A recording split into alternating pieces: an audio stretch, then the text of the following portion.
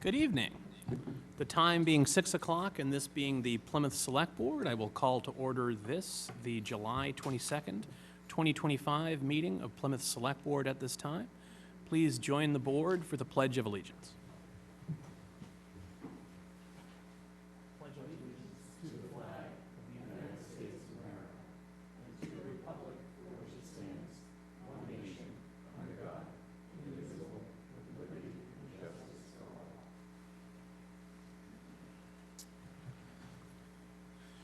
Thank you. Tonight's meeting of the Plymouth Select Board is taking place in a hybrid format. Members of the board are joining us here in person at the Great Hall at Town Hall. Members of the public or presenters may be joining us here in person at the Great Hall at Town Hall, or they may be joining us over the Zoom webinar platform. The login information for the Zoom webinar platform is included on the agenda that is posted on the town website. Members of the public that want to simply observe this meeting may also do so by watching us on Comcast Channel 9 or Verizon Channel 47. Members of the public are also reminded, under Massachusetts general law, that any person may make a video or audio recording of an open session of a meeting of the Select Board after notifying the chair, subject to reasonable requirements of the chair, so as not to interfere with the conduct of the meeting. At the beginning of the meeting, the chair shall inform other attendees of any recordings.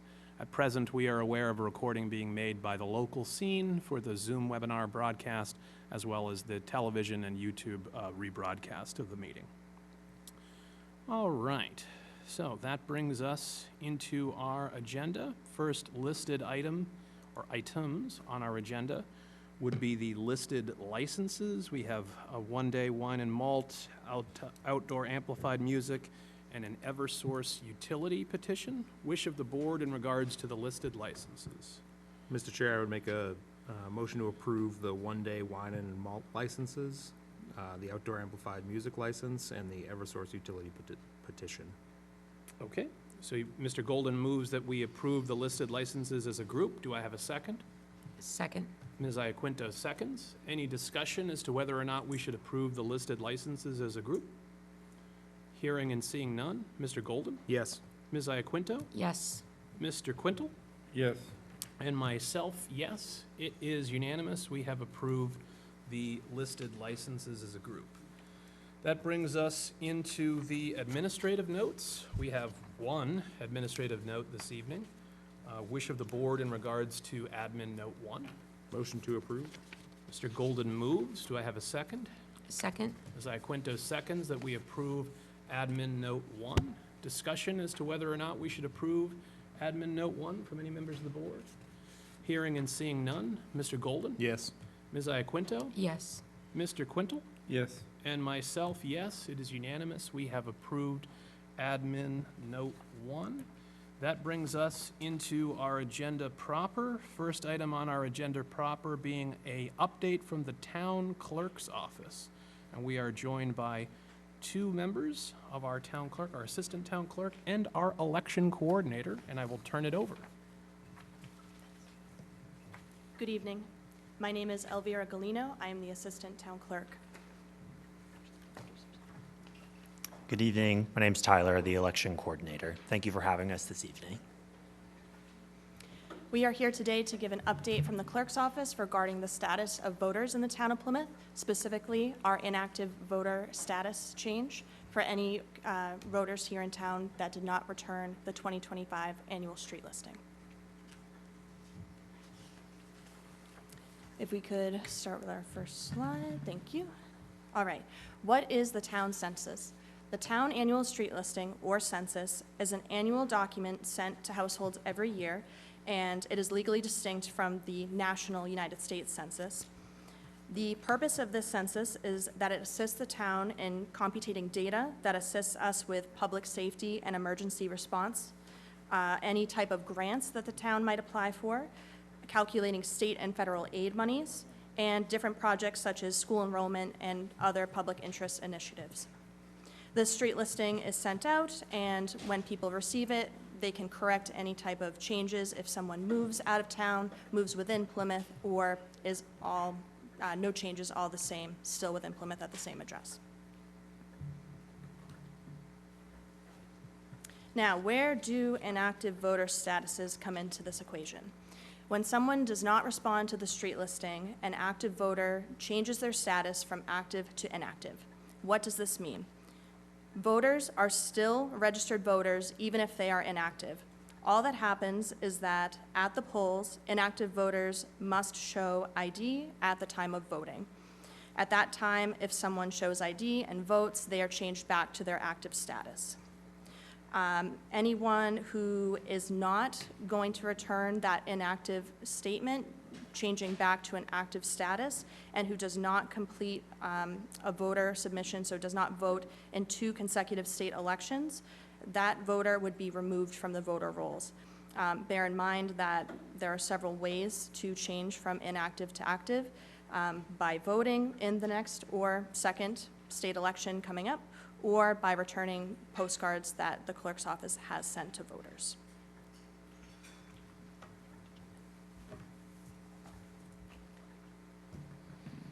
All right, so those postcards that Elvira spoke about is what brings us here this evening. Our office has mailed those out to voters already. They were put in the mail on Friday. They've already hit voters' mailboxes. Pleased to report that we've already started receiving them back, which is wonderful. So we mailed out 21,000 postcards to voters who, again, failed to respond to the 2025 census. We have 53,000 registered voters here in town, so a good number of voters will receive the postcard, which is why we wanted to come here today to talk about it, make sure voters knew what was happening and what they needed to do. So the notice that we mailed them, that postcard, and I have a printed copy of it here if any of the select board wishes to see it, happy to bring it over. What it does is it asks them 3 simple questions. Do you still live in the address that we have you listed at here in Plymouth? Did you move within Plymouth? If so, what is your new address in Plymouth? Or did you leave Plymouth? Did you move to another city or town? All they have to do is check one of those 3 boxes, sign and date it, and pop it back in the mail. They're postage prepaid, so they truly just have to fill it out, drop it in, and we will get it. And what happens is when we receive that postcard, we respond to it accordingly. So if they say, I still live in Plymouth at the same address, we assign them active status again. If they say, I moved within Plymouth, instead of Prince Street, I now live on Samoset, then with their signature, we're able to update their voter registration, get them registered at their new address, and they'll go from inactive to active once again. And if they respond to the postcard and they say, I have left Plymouth, then what we do is we remove them from the voter rolls because they have left Plymouth and they are no longer a registered voter. At that point, they'd have to re-register in whatever town they now live in, or if they have left the state, whatever state they live in. I want to emphasize that once that active status is reassigned, those voters go to the polls and everything is as normally happens when they go to vote. They don't have to show ID, they don't have to fill out a form, they just check in, they get their ballot, and they go and vote. But if they're inactive, as Elvira said, so if they fail to respond to the postcard, when they go to the polls, they have to show ID to the warden and sign a very quick form that just says, I attest that I still live at that address, and then they're given a ballot and they're sent to their booths to fill out the ballot and cast their vote. So as Elvira alluded to, the primary way that you go from inactive to active is, again, filling out and returning that postcard. That confirmation notice is the legal term. That's the primary method, easiest method, guarantee inactive to active status once again. The state has allowed a variety of ways in which a voter can return to active status outside of responding to the postcard, namely voting in any election. So if a voter is inactive, they go to the polls next May for the local town election. They'll show ID, they'll fill out that very quick form, they'll be given their ballot, they'll cast it. That action of voting reactivates the voter, so they're once again now an active voter. So at that point, there's nothing else for them to do. if they apply to vote by mail, so let's say January 2026, a voter knows there's a lot of elections coming up, we have a number of them next year. If they fill out a vote by mail application, either the postcard that the state mails them, or they download and print a copy from our website, or they apply to vote by mail online, that action of applying to vote by mail activates them once again, and that's all they would have to do. And then finally, the other thing is updating their voter registration. So if they come into our office to switch their party, or they have moved, they want to update their voter registration, that action makes them active once again. And one thing I do want to note, which is important, is that with automatic voter registration at the Registry of Motor Vehicles, we get about 80 voter registration applications from the Registry of Motor Vehicles every day. Most of those are folks who are already registered to vote, but we get a lot of those, so a lot of folks are going from inactive to active by going to the registry, just in the last couple days since we've mailed these postcards. But the recommendation from our office, and we really want to stress, is to fill out the postcard, sign it, date it, put it back in the mail. That is the recommended course of action to return to active status. Like I said, there are other ways, but that is the strongly recommended method of action. And that is all that we have for you this evening. Happy to take any questions, and I'll also just bring this over to the board for you to look at what the postcard looks like. Okay. Thank you. Any questions from board members for our town? Yes, Bill? Mr. Chairman, sorry for my tardiness. I was in a other meeting and I lost track of time, so I apologize. But I see the postcard that you're working on. I just hope that that it appears at home and looks appealing, so someone might look at it. I received my notice of changing of polling locations, and at first I thought it might be a recall on my car. It would look very, very digitized and very, like, it didn't really pop out. Maybe putting the town logo on this and stamping it like voter information, something around it that would grab the residents' attention with a little color. It's black and white. I know that one color is less expensive than two colors, but maybe something with the town logo saying your voter information, something that will grab their eye at a certain font size. Because I did note that the mailing that you did in the spring was great. It was very helpful, but it did have this this look that might get missed with all the other mail coming in. So just something to consider. Thank you. Thank you. Any other questions from any other board members?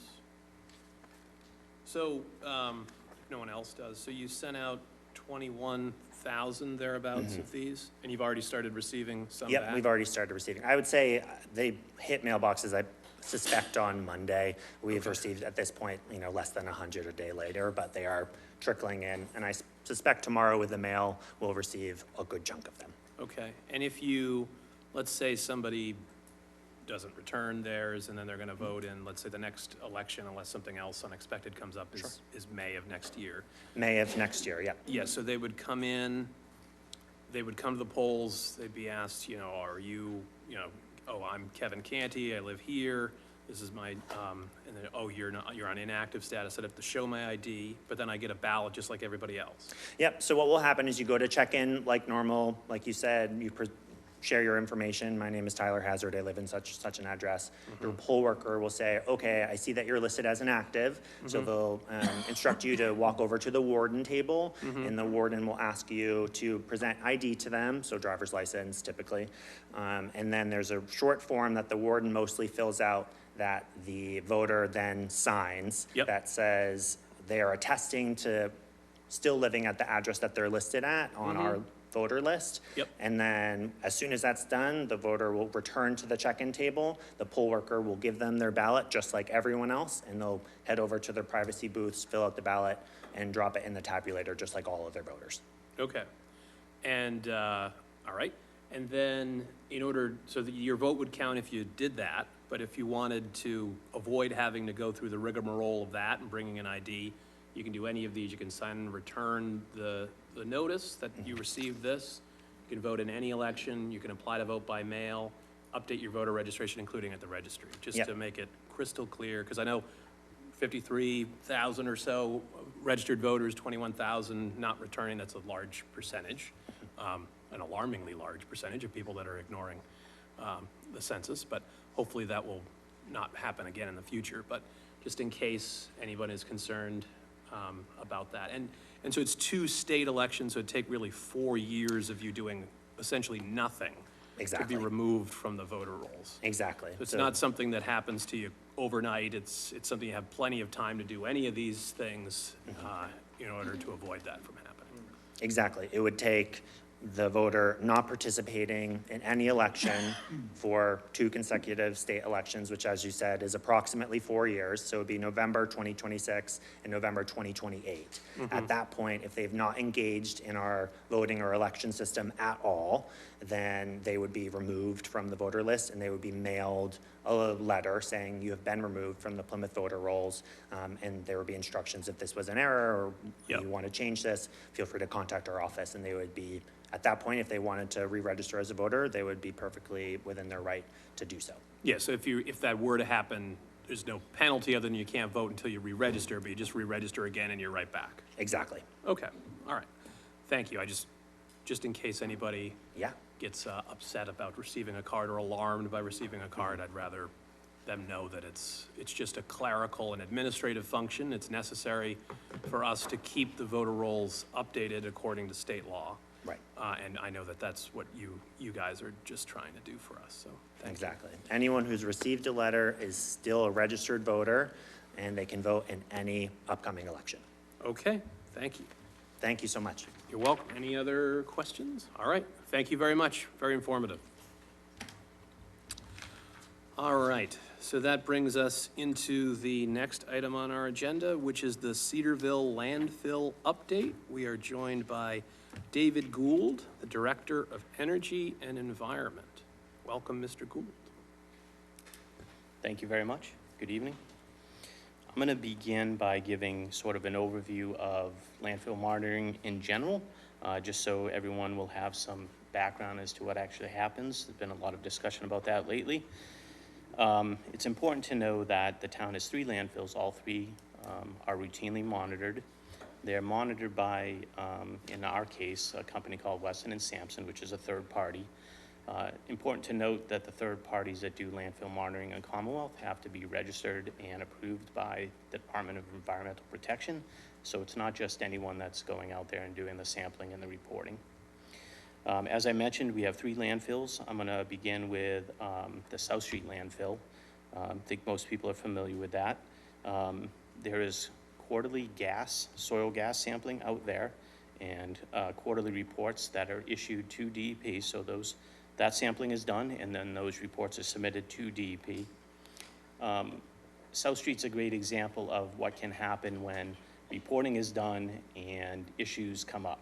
So it's not that when a landfill is monitored, that if issues arise, things don't have to be addressed. So South Street is a great example of that. Back in 2001, there was a need for what was called an immediate response action based on methane levels out behind the police station parking lot. And that ultimately led to an entire process that DEP is well-defined, where we had to go through initial site assessment, a comprehensive site assessment, and an alternatives analysis, a corrective action design. And then, as you recall, we basically completely excavated out the police station parking lot, removed all the solid waste, put clean fill, put a methane network. So that's just a good example of when something is found, DEP will come back to the community and tell them you have to resolve the issue. Next up that I'd like to discuss is Manomet. So Manomet has annual groundwater monitoring at 8 different wells scattered throughout the site. And those are for everything from total dissolved solids to volatile organic compounds to metals, and all the parameters that are required to be monitored and tested for are in Code of Massachusetts regulations. So they're all spelled out. It's very formalized. The methods in which those samples are collected are described by EPA, so they have to be collected in a certain way. And then from there, they actually go to a certified lab. So again, it's a very formal protocol that's done and followed. Manomet also has one annual surface water sampling for a water body, Long Island Pond behind the landfill. That also gets sampled. And again, back to soil gases, quarterly gas sampling, and also landfill gas vent sampling. And again, that's looking at methane and lower explosive limits, oxygen, hydrogen sulfide, and again, VOCs. Those are annual and quarterly reporting, annual for the groundwater, quarterly for the gas sampling, and all of those have to be submitted to the Commonwealth within 60 days of the sampling. So again, very formal process. Also at Manomet, the transfer station, which most people would be surprised to know, the transfer station gets inspected on an annual basis, and those reports also have to go to DEP. Lastly, we have the Cedarville landfill, which obviously there's been a lot of discussion about recently. That has semi-annual groundwater at 6 different well sites around the facility, and there's quarterly soil gas sampling there as well. Probably back in the 2012 to 2015 range, we installed gas monitoring networks at both of those landfills, Manomet and Cedarville, based on the fact that we were getting more and more migration of gas. So DEP came in, again, after sampling was done and said, you need to expand your network. So that was done. Again, just another example of when something's found that DEP will come back to the community and tell us that we need to do additional work. There's been a lot of discussion, as you all know, about what DEP would refer to as a potential new receptor. So anytime there's development in and around an existing landfill, they refer to that as a potential new receptor. And oftentimes they will say to the community, you need to change your monitoring or add to it, mainly for soil gas, because methane will migrate through the soil.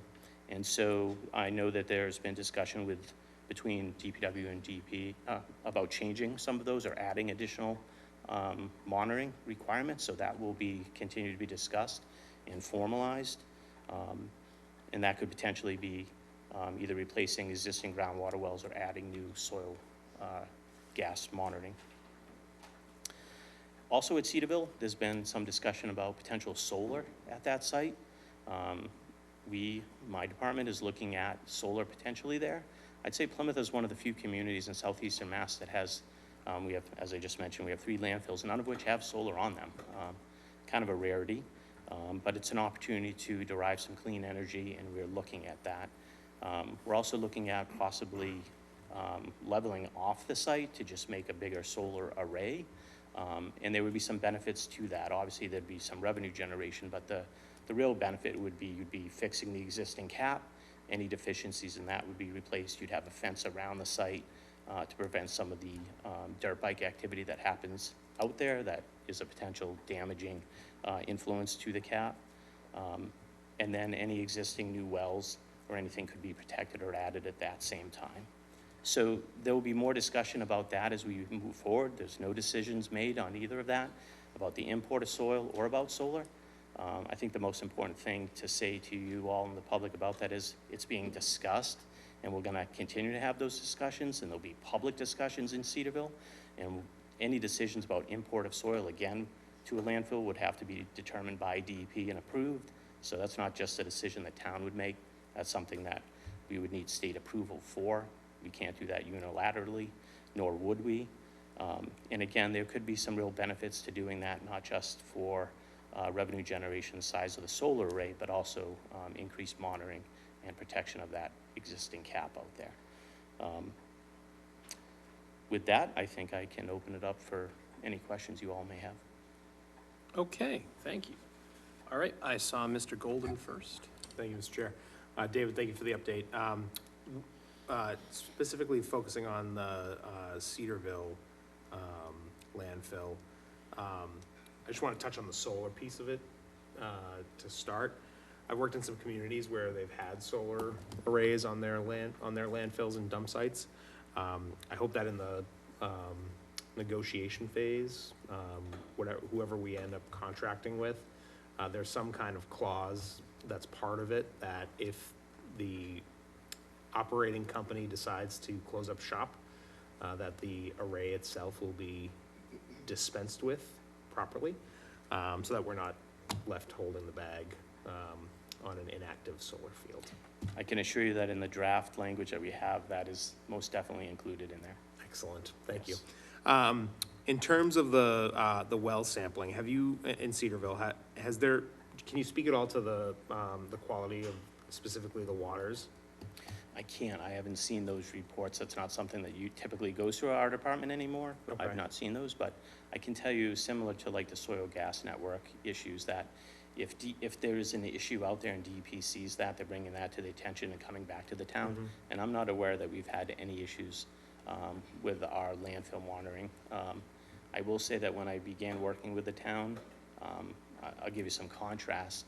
A few years into my tenure, we had 4 notices of non-compliance on our landfills, including South Street. So when things aren't going well, DEP is following up with the community, and so much so that we had 4 back then. I'm not aware of any that are happening now. Would DEP come to you? They would come to probably DPW, which is Okay. responsible for overseeing the monitoring. I see our DPW director is here. Are you aware of any recent history in that regard? So, Bill Coyle, DPW Director.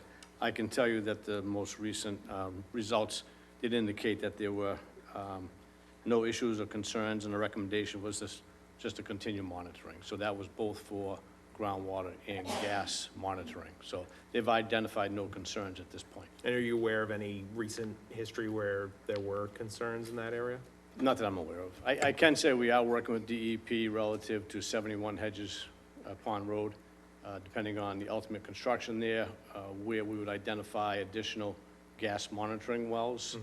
So that's something that we're in discussions with them, but it wouldn't happen, I think, until construction is completed. Yeah.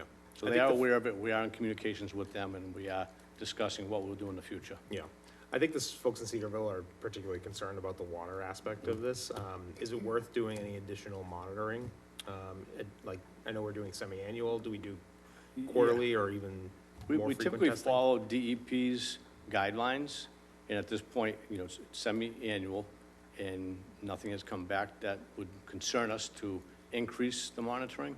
Certainly, if something does happen, they will point it out to us. That recommendation, just like with this development adjacent to the landfill, they are recommending additional gas monitoring wells. And they'll identify if there's issues. There's one well that they said had an obstruction, so we'll have to go in there and remove that obstruction on site. We'll know if somebody put a boulder or something happened to it. But so they will identify there's things that need to be corrected, Yeah. and then when they go back, they'll take additional samples there as well. Well, I mean, I don't know where my colleagues stand on this, but I would suggest that we do additional water sampling, at least during this construction project.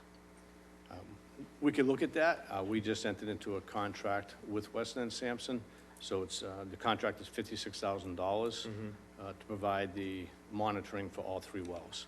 But we could ask them if we were to increase the monitoring, whether or not, what are their thoughts, what are their recommendations, and see what they think about increasing the sampling. Okay, thank you. Thank you. Ms. Iaquinta? And thank you both for this presentation. This was really informative. But just to follow up on what Mr. Golden was saying, when we were at South Elementary School last week, this was the hottest issue, was the quality of water for the residents surrounding the landfill.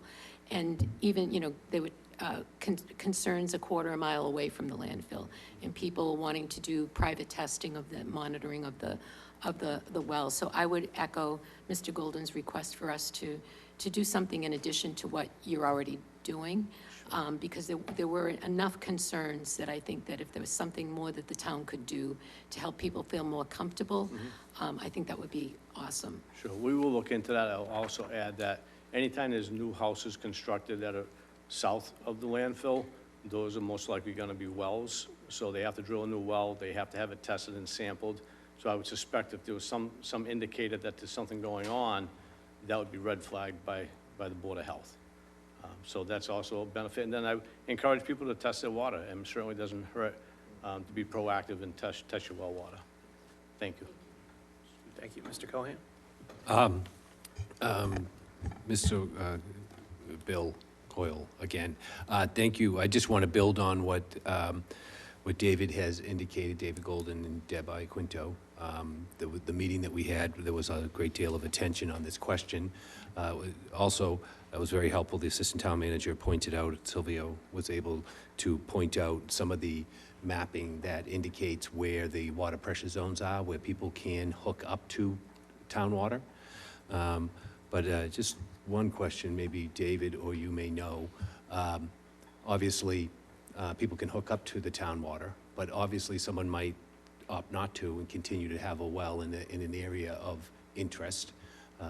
As David indicated, the receptors. We might take a proactive stance with people in a zone around it to come up on whether they're going through the Board of Health for permits to put a well in, knowing that they're in an area that they should be aware and testing should be done.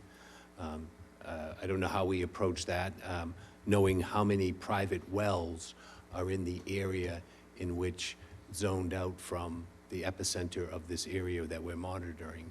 Has there been any consideration of kind of looking at the private wells in the vicinity of the area that we're testing, just to let the neighbors know that they should be testing on occasion, especially when they go to the Board of Health and they decide to get a permit to put a well in? As development grows around this area, is there anything proactive we can be doing to allow these newcomers to this area to know that they should be cautious about that? So I can give you some general information in regards to that. So generally speaking, once a landfill is capped, that's typically when there's discussions about whether or not there needs to be any connections required to a municipal water system. You know, Carver is probably a great example. There were 2 landfills in Carver where actually neighborhoods were connected to municipal water system in Middleborough because of groundwater issues. That has never been a formal requirement for Cedarville and since, you know, right around the time it was closed. There's nothing in the groundwater sampling that's indicating that's necessary now. I would also say just keep in mind one caveat that these wells that are tested are in and around the landfill. Groundwater and well testing is very, you need to be really thoughtful about how you analyze that. So you could have a well down gradient of the landfill that might have issues, but it may not be attributable to the landfill because that groundwater flow might not even be in that direction. So you really need to understand how groundwater flow is moving, how quickly, when the landfill was initially capped, any initial plumes that might have passed through that area are now gone. So you really need to be thoughtful about that. So just testing a groundwater well doesn't necessarily mean that it's directly attributable to a landfill or anything else. You really have to be very thoughtful in how you analyze those samples. Yeah, because I just, you know, as I indicated before, there's a great deal of growth in the area. There is proposals to remove material that change how the top areas act as water's introduced. So you know, I mention it because the residents drew attention to it. I was just trying to think of proactive things that we could be doing in the neighborhood as it grows more dense in the area, as things happen to the topsoil around it, always monitoring and being sensitive to what you just outlined and letting the neighbors know. Yeah, as Bill was just mentioning, it's just important to people know too if they have a sense of where they live in relation to the landfill. One of the very easy things to always understand is groundwater in Plymouth is always moving towards the ocean. So if you're not between the landfill and the ocean, that probably isn't moving anywhere near your home. Right. So if that helps people think a little bit more, you know, calmly about any concerns, they can be cognizant of that. When you look fact. at the cone of influence of where things Absolutely. are going, Right. that's something too. We just, you know, doing what you can to reach out to residents Sure. to keep them on the same page of the level of monitoring you're doing and the things that they can be doing. So thank you for that update. So, in terms of, and this is probably more for Bill, but in terms of the monitoring, the groundwater, because I agree with my colleagues that were present. There was a significant amount of interest in the testing of the groundwater and concern about that. And I think part of it was sort of the fear of the unknown, because they don't know that we're testing it, how often we're testing it. They don't know what the results of that test are. So first and foremost, I think so semi-annually, I assume that means every 6 months? Correct. Okay, so if we could look at what it would entail to do it quarterly, I think that would be beneficial, because that's what we're doing for Manomet. And I think quarterly is a reasonable schedule to do it. I'm not a DPW professional myself, but it sounds like a reasonable time to keep track of an issue if and when one were to occur. And also, if we could when we get the results of that testing, whether it's quarterly or semi-annually, if we could be provided that as the board, and then we could give it to the Cedarville Steering Committee, which is very active in the area. Sure. Because I think there were concerns, and correct me if I'm wrong, but my understanding, you're testing the area around the landfill. And there were some Correct. concerns about people, oh yeah, you're testing around the landfill, but I live a half mile away from it, and I'm worried that something's gonna pop up there. And I assume, you're testing the circumference essentially to make sure that if nothing is violating that border, let's call it, it would not get to half a mile out either, Correct. right? Because there's no way for it to do that. But I think, it's not enough for us to just do the work. We also need to be able to share that work with the people that are interested and concerned about it. So if we could, number one, look at testing it on a quarterly basis, see what that would entail. And number two, work on the dissemination of that information when it becomes available to ease people's concerns. And that would help us not just with addressing people's present concerns, but as we prepare for the work that we're looking to do on the landfill with the solar field. I'm sure people will be concerned about, well, we don't even know what's happening with the landfill right now, whether it's going in the water. Why would we do more work on it? So if we could, it's in our interest for the Sure. multiple reasons. But is that something that you think that the DPW could look into on those two issues? Sure. I will reach out to Weston and Sampson, get a quote from them for a change order to the contract, and see what that cost is going to be. I'm sure somewhere within our budget, we can find the funds for the additional testing. Additionally, we'll look at how we can make those test results more available to the public, whether or not we just post them electronically online on the town website, and people can review them and take a look at them. But one of the biggest things I always look at, I go right to the very beginning with the conclusions. Yep. That there was nothing that was through the testing that indicated a concern from the results, and just recommended continued testing. And I know DEP is looking at the test results as well, and they're looking at what the different levels are, and there's any increases that they should be concerned with. So there's, numerous eyes looking at this, professionals that do it all the time. But I think it's a good idea. I certainly want to make sure people feel confident that Yes. we are monitoring the groundwater. So I'll reach out to Weston and Sampson, and then we'll look to the best way to get the information out to the public. Okay, no, I think that would go a long way in easing people's minds over the issue, both now and in the future. Absolutely. Thank you. Thank you. Mr. Cohan? Just a quick follow-up to that.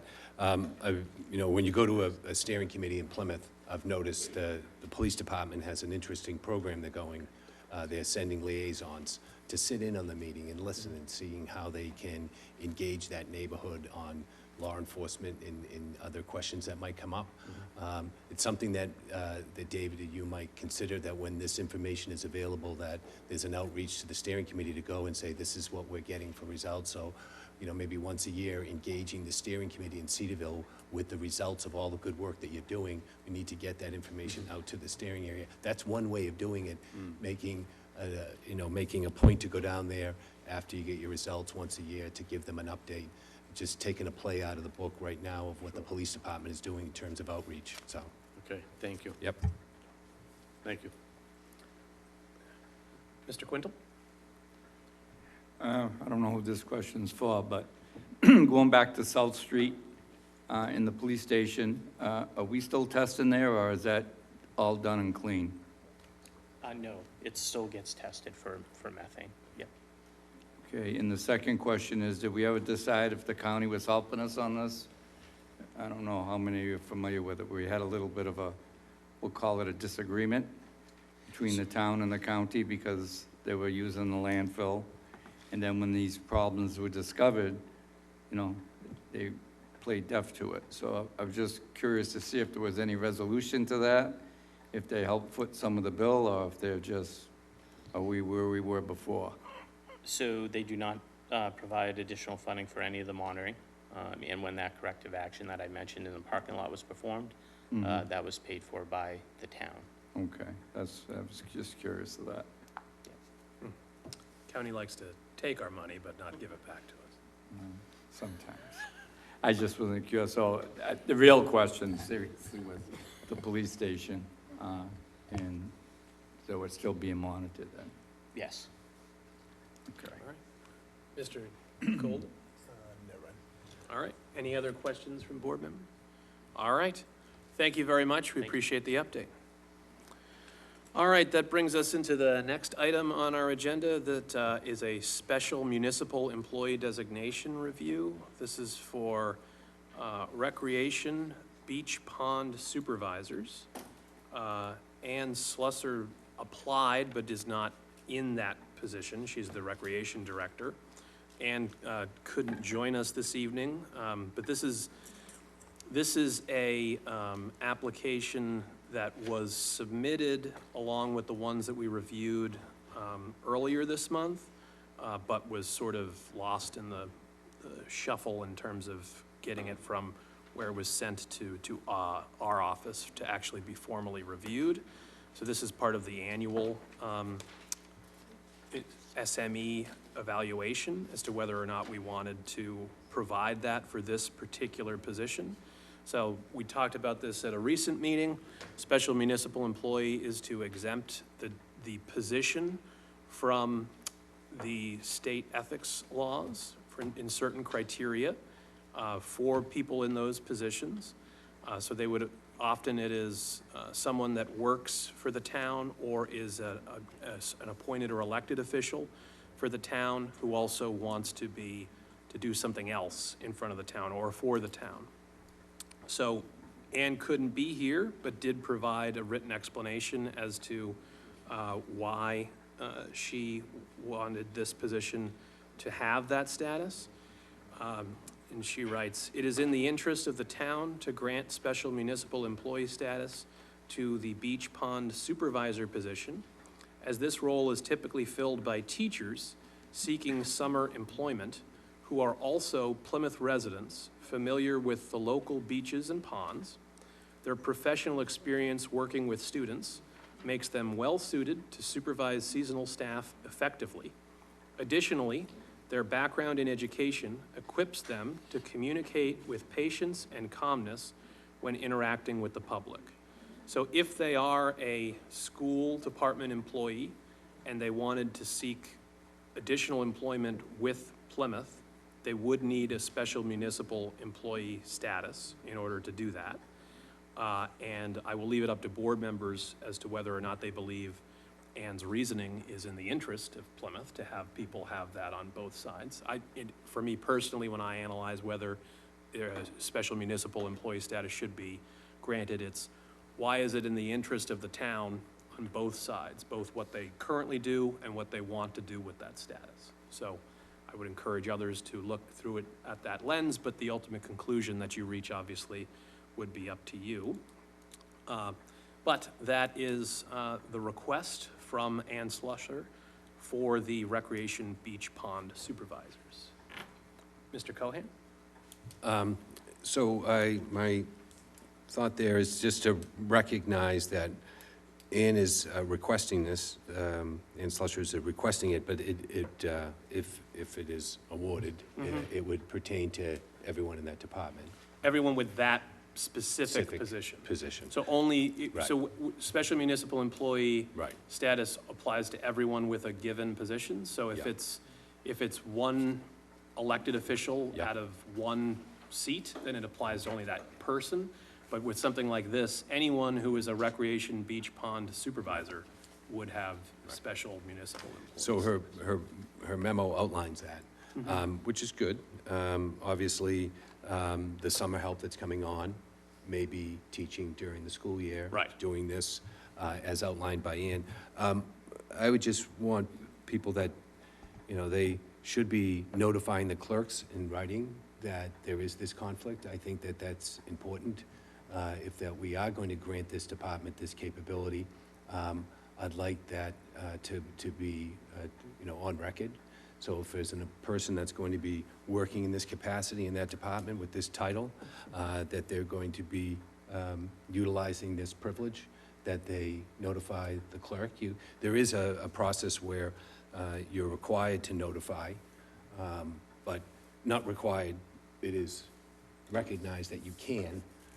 And I just would like to encourage them to notify the clerk that they're working in this capacity for the summer and they hold this position. Just a simple notification so that at the clerk's office, that we know that to be the case. I just think that it would be helpful. Okay. Any, Mr. Gold? Thank you, Mr. Chair. Do we know how many of them there are and who they are? How many of these positions there are? Yeah, the supervisors. Let's see.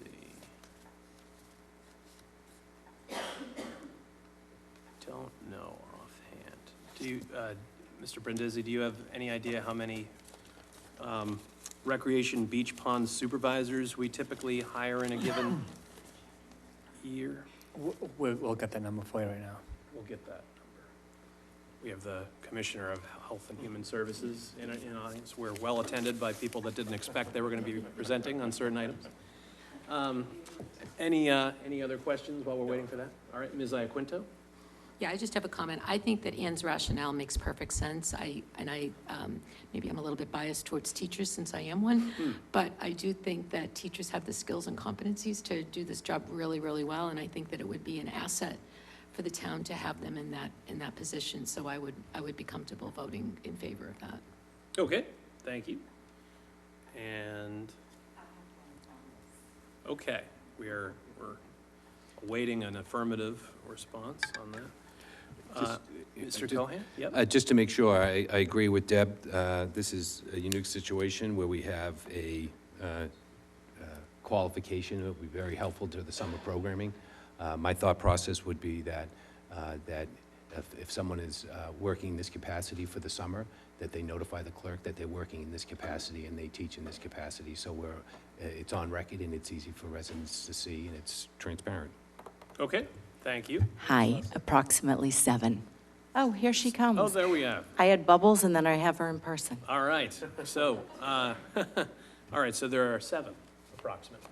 They have follow-up. You may have a follow-up. Thank you, Mr. Chair. Ann, welcome. Thank you for being here, despite not being able to be here. Do you know out of the 7, how many of them are teachers? For Plymouth teachers, there's approximately 3. Okay. Yeah. Is there anyone else who might potentially have a conflict? For beach pond supervisor? I thought it was for the position, not for the person. It is. Correct, Okay. yeah. So Out of I the have- remaining 4, do you think any of them would have any conflict? No, Excellent. Thank you. sorry. Well, and thank you. I know you were doing some bat testing. Yeah, which- still so going on, I yeah. hope that, oh, it's still going on. Okay, I was Yeah. going to say, I hope it went well, but not sure what it entails, but we'll follow up about that some other time. But in terms of this position, do you often get, like repeat hires that come back annually? Yeah, so all the people in the roles right now are people that have worked for us like every year. So Okay. one of them's on his like 10th year. Okay, all Yeah. right. Sounds great. All right, any other questions now that we're joined in the flesh? Mr. Cohen? So just to repeat what I said earlier, before you came in. Sure. For the people that may have a conflict, would they have any problem with, if they do recognize that, notifying the clerk's office in writing and just doing a simple notification during that short period of employment? Do they have an issue with it? No, we send them the form to fill out and they do it online. It's at 628A or something, 6268A. Yeah, It's a form. yeah, they send it to us for us to fill out to forward to them. I don't know the exact form number. Okay. But it is online, they send us the document. Yeah, I saw some of that. I was just thinking that it didn't look like it was mandatory. Is it mandatory? Is it something that you require in your office, or is it something at the pleasure of the employee to notify the clerk? Usually they tell us that they're an employee of the Yeah. schools, and then we Give them the form? give them the form. Okay. Yeah. And then where does the form end up? It ends up in the clerk's office, Okay, that good. then, like, between Kate and Kelly, Okay. they, So you're already doing it? yeah, Okay, great, thank you. yeah. All right. Any other questions? All right, thank you very much. Sure. Okay, wish of the board in regards to the request for special municipal employee designation for recreation beach pond supervisors. Motion to approve? Mr. Golden moves. Do I have a second? I will second. Ms. Iaquinto seconds. Any discussion as to whether or not we should approve special municipal employee status for recreation beach pond supervisors?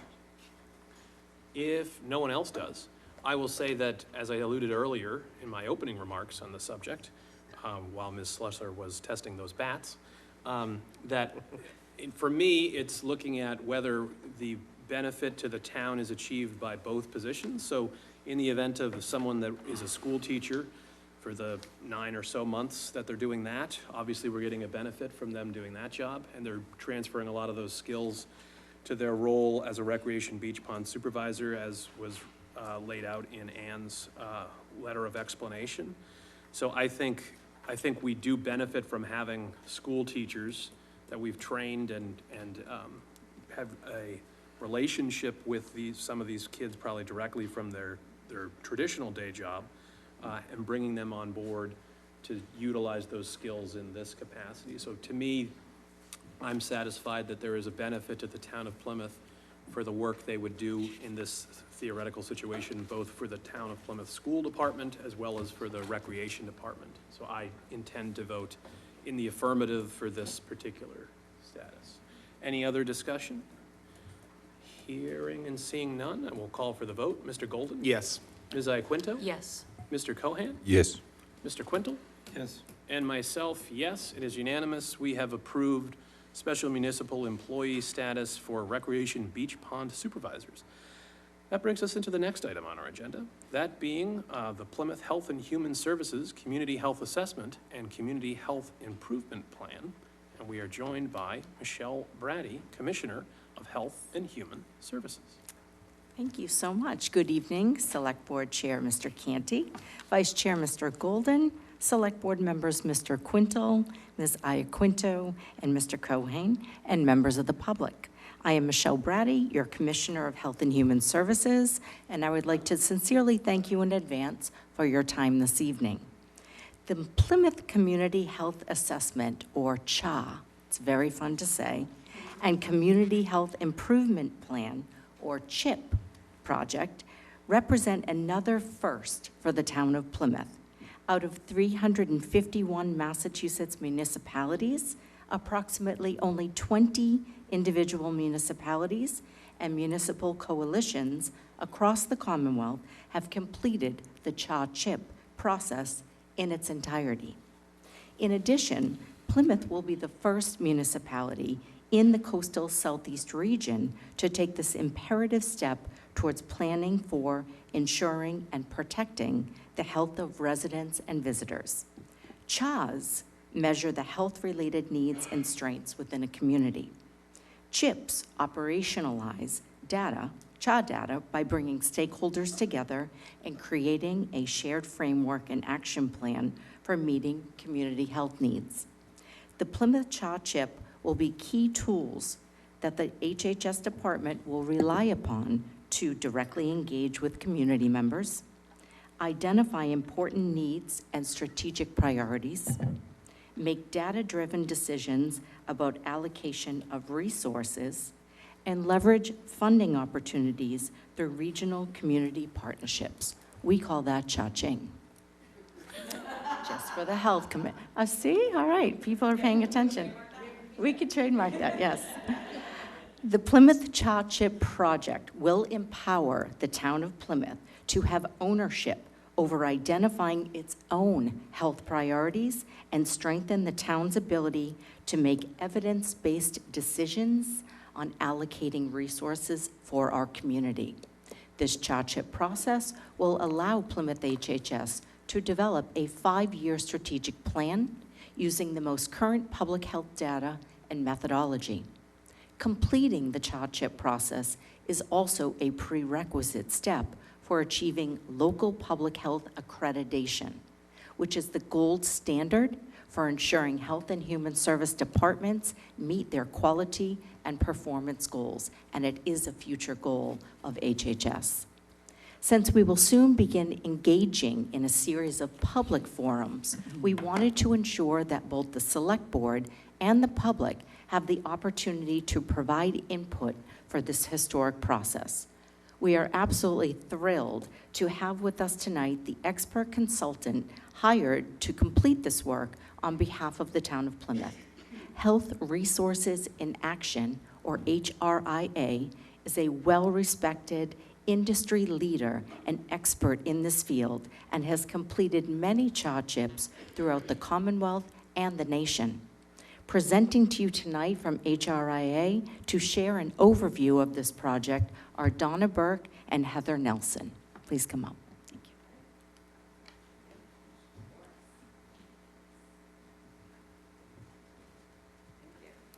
Good evening, everyone. Thank you for letting us join your meeting. Looks like you have a busy agenda, so we appreciate that. So is this the clicker? It is. All right, so we're in business. So you set us up really well, Commissioner. I'm going to talk about HRA in a second, but I'll tell you a little bit about me, and then Donna can jump in here. My name is Heather Nelson. I am the Managing Director of Research and Evaluation at HRIA. I have been there running the Research and Evaluation Department for just about 13 years. And before that, I was at the State Health Department for quite some time. So it's been 30 years or so that I've been working in public health. Donna, I'll pass it over to you if you want to chat real quick about Thank you, Heather. My name is Donna Burke. I'm a director with our Strategic Planning and Organizational Effectiveness team at Health Resources in Action. I've been at HRIA also for just a bit over 13 years, and I've probably got another 15 or 20 years of strategic planning experience prior to that, before my corporate experience earlier than that. So been doing planning for a while and very excited to be doing it in the nonprofit sector for organizations such as your Health and Human Services Department. All right, so let's talk about HRA a little bit. We are a nonprofit organization, as Donna just mentioned. We're a public health organization, a public health institute. We're a social change organization.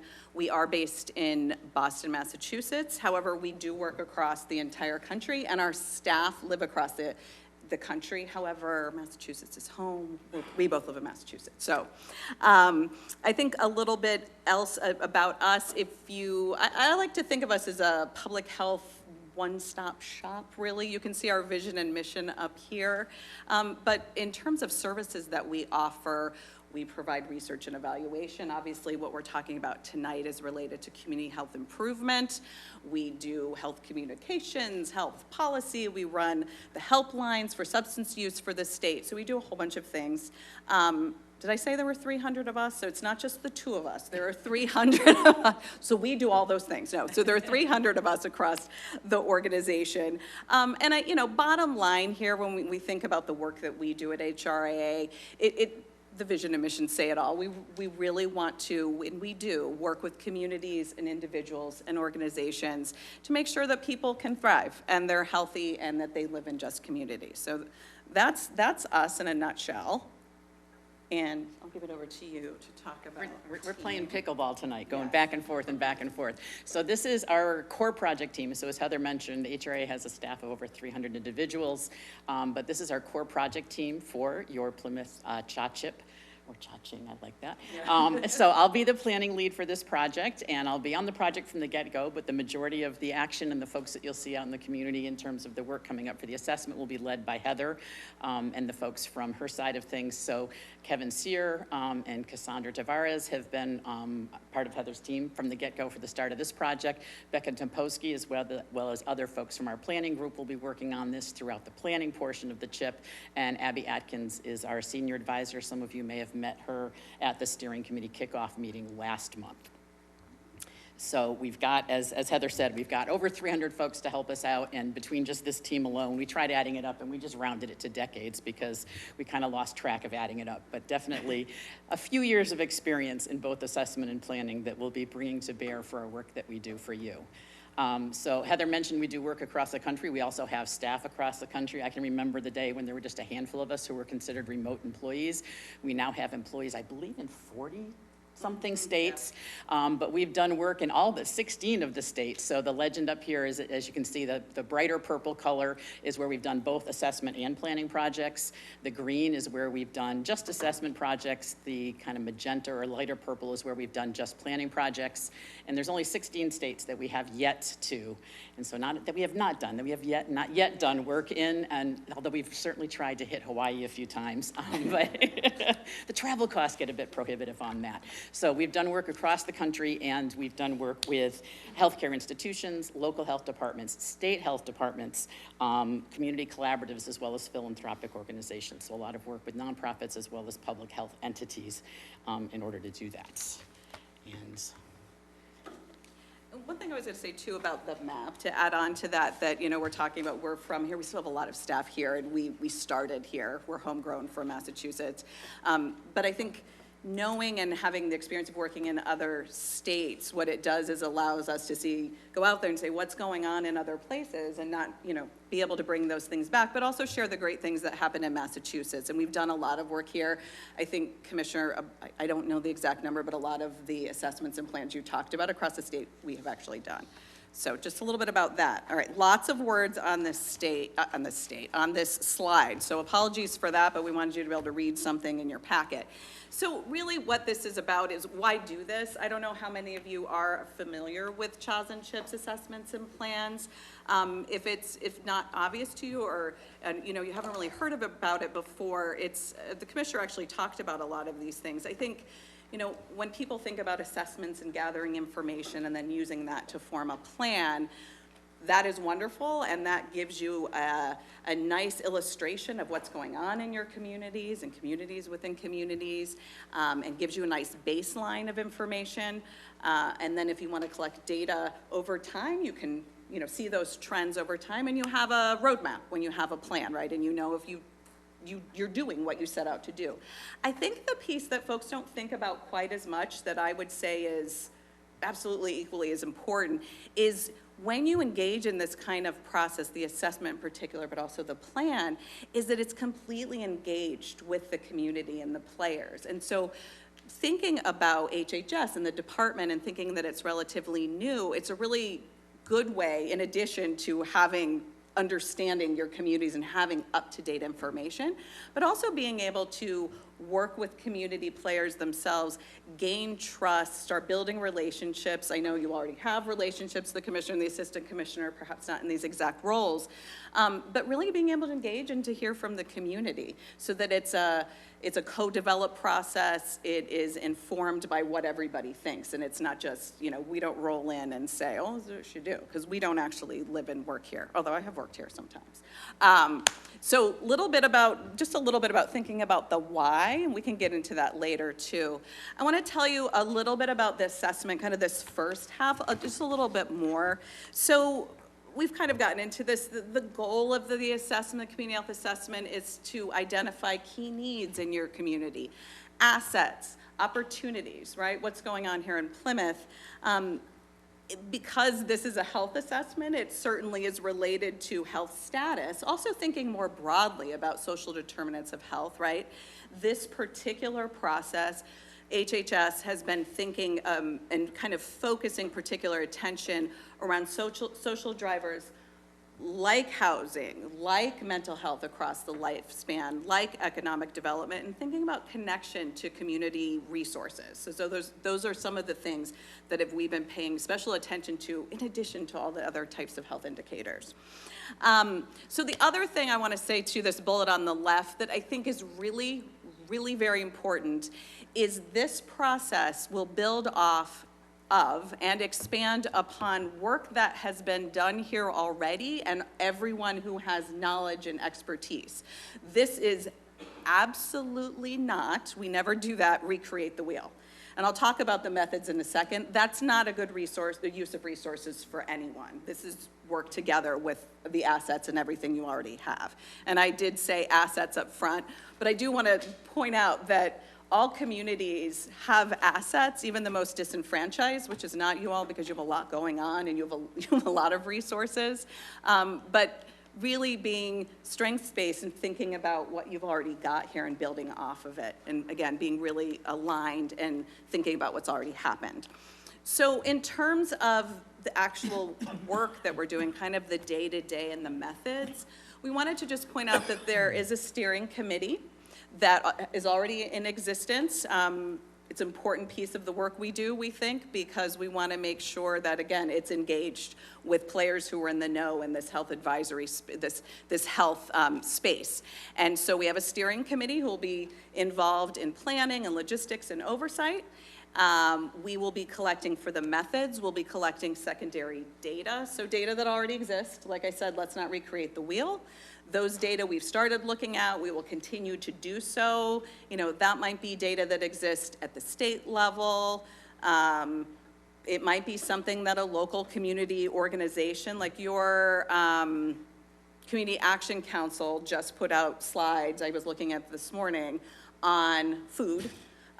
Emergency food access. That's something we want to look at. We don't want to duplicate it. We want to know what exists. So anything that already exists, we're looking at it, and it's kind of a snowball thing where as we move forward, if people say, hey, check this out, so you're aware of this, we're doing that.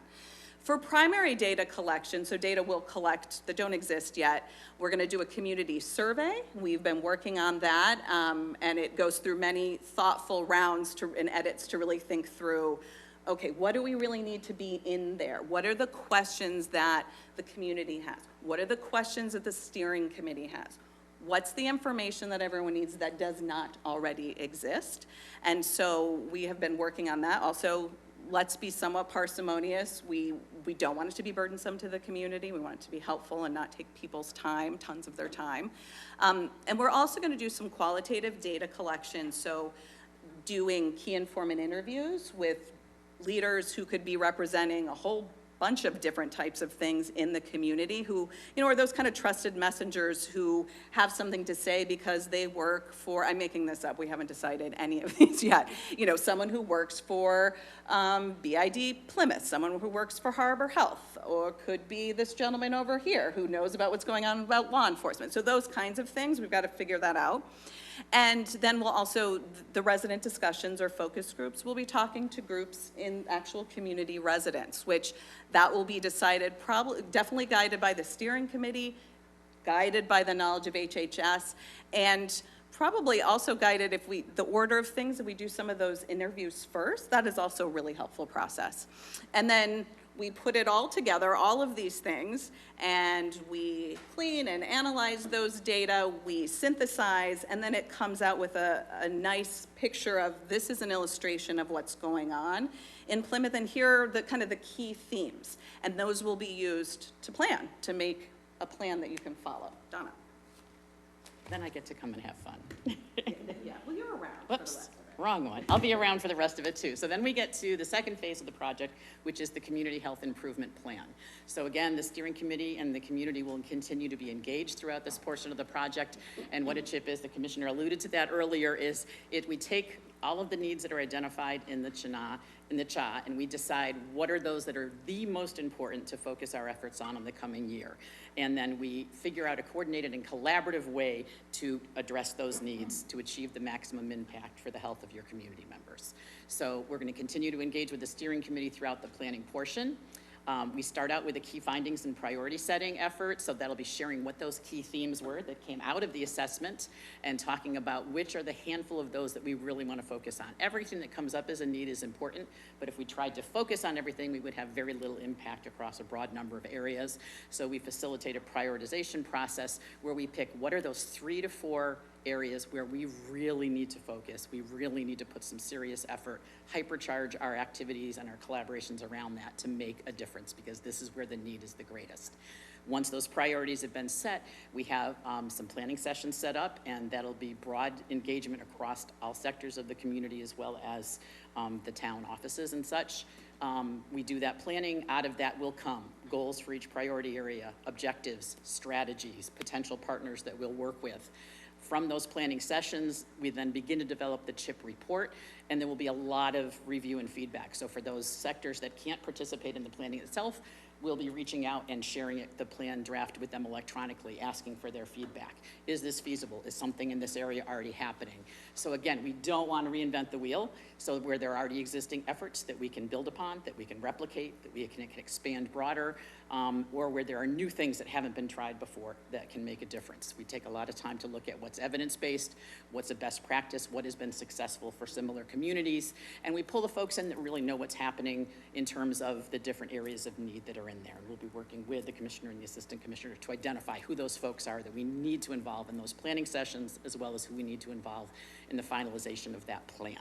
Finally, last but not least at all, we'll be talking about pulling together a monitoring evaluation plan. So how are we going to monitor progress? How are we going to track the changes that are made? So here's what we said we were going to do. Did we do it? That's tracking. Did it make the change we wanted it to make? That's that monitoring. How are we going to see what things move from where they're at to where they go? Some changes take years before that actually shows up in the data. Other things can be much more immediate. So we'll be looking at that through a monitoring and evaluation plan as part of the CHIP planning process. So again, it's to convene and make sure that we take advantage of what the existing resources are, identify those themes that we want to address, and develop a plan so that we can coordinate our efforts, we can collaborate, we can not duplicate efforts, but instead pull together. So ideally, this is being led by Health and Human Services, but this is a community health improvement plan. So every nonprofit organization, every agency, anyone who is working with the folks who are impacted in the areas of need that are identified in the CHA are folks that we want to have on board, all pulling together in the same direction to implement the plan, to help develop the plan and then also implement that plan. And that's where the greatest impact comes out. It's not looking to the ladies over here and saying, you guys are going to implement this plan, right? Let us know how you do. No, we want everybody on board with that that's working in these areas. And again, avoiding duplicating those efforts and combining those efforts and working together to make sure that we're getting the maximum impact from the resources, including people's time and energy that we put towards that. Whoops, I got it backwards, sorry. Turn it There that we way. go. Just a couple of words about customizing this for you, and I think we've maybe gotten to this as we're talking, but a couple of things that you may know already, so I'm telling you what you know, but I think it's important to point out, thinking about Plymouth, you're unique. You know this. All communities are unique. You're unique in that you are the largest community in Massachusetts by land mass. You're large, and you're growing. Right? You're growing in size, you're growing in diversity. So when you're thinking about assessment and you're thinking about planning to meet the needs of communities, those are important things. Again, I know you all know this, but just want to put this out here. And then the other thing, I think, the second bullet there in the left column is about how you're growing and kind of your population makeup. And I know you know this, but you have a larger proportion of folks who are over 62 years old, also older than 65, and heads are nodding. So in Plymouth, right? So that's a particular group in your community that's important to keep in mind, right? Thinking about who are all these kind of subgroups in the community. So that makes you unique and something to think about. And also, of course, tourism, right? You have lots, you are rich with seasonal workers, you are rich with I don't know if you consider it rich, with all the tourists coming into your space in the summer, I'm not really sure, and in the fall. But those are really important things to consider when you think about the fabric of where you live. And so keeping all of that in mind, and I think I've maybe touched on a couple of these things already, but keeping that all in mind, we, again, are engaging the steering committee to make sure what we do here makes sense for Plymouth. It's true to Plymouth. And I think I did talk about the different methods, the survey, and then thinking through when we're talking to communities and different community leaders, working with community-based organizations, other agencies, to really be able to make those warm handoffs and be able to work in the community in ways that work for people, and to be able to have a voice, really. We're almost done, I promise. Almost done, I promise. So project timeline here. So this is about a 20-month project timeline. We started talking with the folks at Health and Human Services back in March. We had a project launch. The steering committee kickoff took place in June. The little red dot arrow shows where we're at today, in the throes of beginning our assessment work with the community survey, our secondary data analysis, and the qualitative data collection. So we will have multiple check-in points with the steering committee. And so the next will be coming up here in early fall. There'll be another one when we are ready to share the findings from the assessment and begin to transition over into the planning portion of the project. And we'll have those planning sessions, spend a few months getting review and feedback and finalizing that CHIP report before we then get into the monitoring and evaluation plan to wrap things up. So this is actually a more thorough timeline than we usually get. Mostly we get clients, they want to do it, they recognize the importance of it, but they're like, how fast can we get this done? And that's always disheartening for us to hear, because it's like, but we could, we'd love to be thoughtful and thorough. And so I just want to thank the commissioner and the assistant commissioner for engaging us with a process timeline that will allow us to have that thorough process, to be thoughtful, to engage with folks that we need to engage with, and really make sure that we bring a whole lot of folks on board as we go along through the assessment and the plan, to then get on with the work of actually implementing the plan and improving health in the community. So thank you for that. Wrong way. I did it again. I apologize. Yeah, so I think last one? Last one. Last one, and then just a question slide. What have we done so far? We mentioned that we started in March. We have met with that steering committee. That was in the middle of June, so a little bit over a month ago, where we were talking about some of those things that I brought up with the methods, having them get to know each other, understand the process, and also really pick their brains and their expertise and knowledge, living here in all of their professional knowledge, figuring out, hey, are there any of those data sets or information we should look at? Who are the community groups we might want to talk with? We'll get into that more too as we move forward. And what are the questions? What are the questions you want this process to answer? What don't you know about where you live and work that you want to know, and there's not data for it right now? I think I mentioned we started working on the survey, and we are editing and crafting and narrowing down, so that's an ongoing process, and we meet with the department a couple of times a month. It seems like more than that, which is a good thing, so maybe a little more than a couple times a month. So we're very engaged, which is great. And next, I think was all in the timeline there, and we pick out what is anything different. We're gonna launch the survey soon, but we wanna get it perfect. Make sure, again, not too long, right questions are asked. And, for the survey, it will be online, but we can also do it via paper. Because if you think about different folks in the community, people need it in different ways, right? Just so it's accessible. And so we have plans to come to the Waterfront Festival August 22nd, I believe, and be able to engage with some of the community there via surveys and just kind of be engaged and be present there. And we have a steering committee in the fall to check in with them, and here's how we're doing.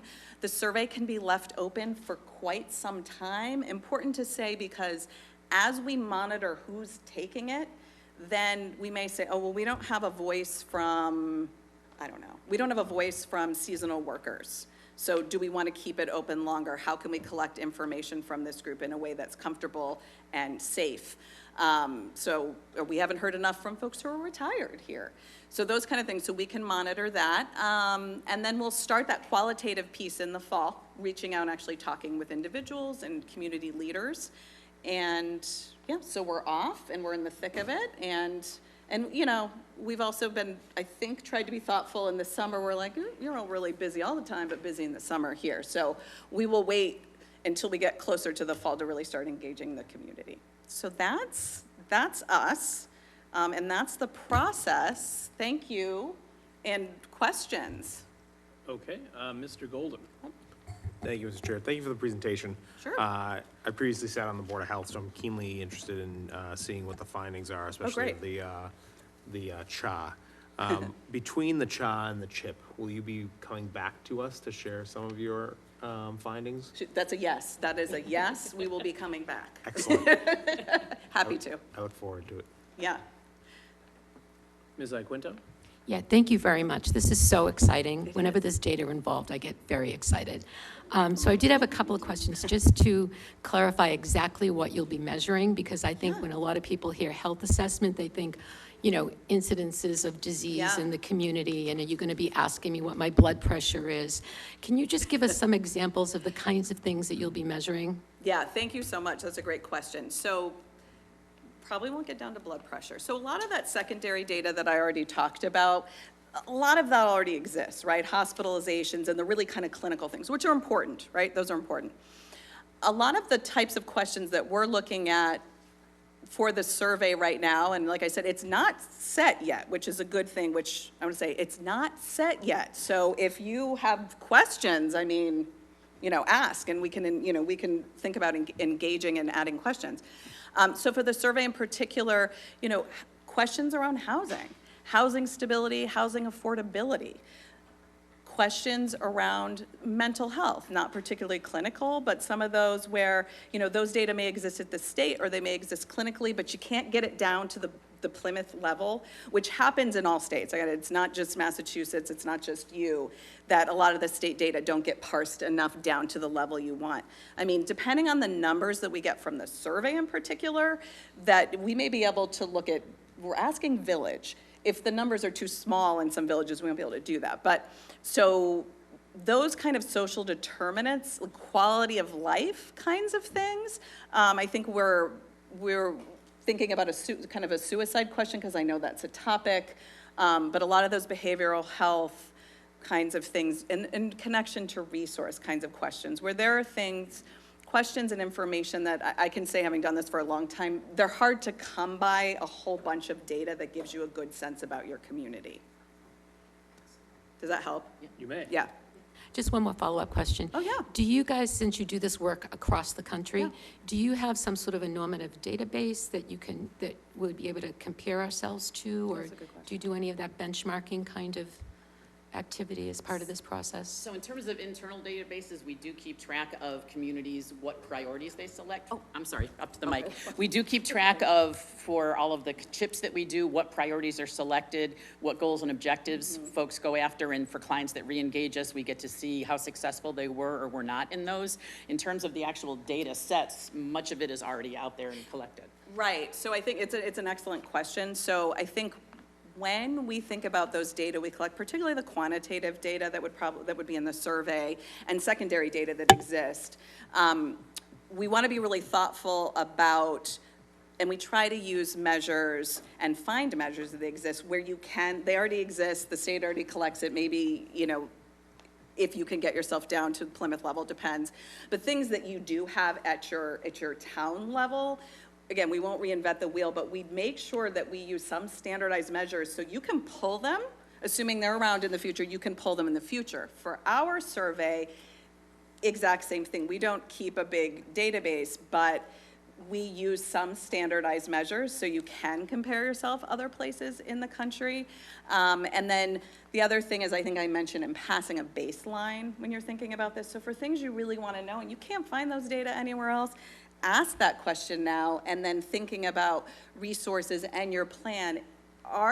Maybe you launch the whole survey again in 3 years, depending on what it is and how long it takes to change. Maybe you cut down and only ask 10 questions in 3. It kind of depends on what we come up with, but definitely we don't have it in-house, but we always make sure there are things that you can compare yourself outside and inside to yourself. Thank you. Mr. Cohan? Yes, Deb may be excited about data. I'm excited about how you collect the data. Yeah. So Good. the logistic on the ground, you mentioned Plymouth is the largest town area-wise, and Yeah. you are correct, it is a big town. And Yeah. we're made up of areas and neighborhoods. We're a town of neighborhoods. Yes.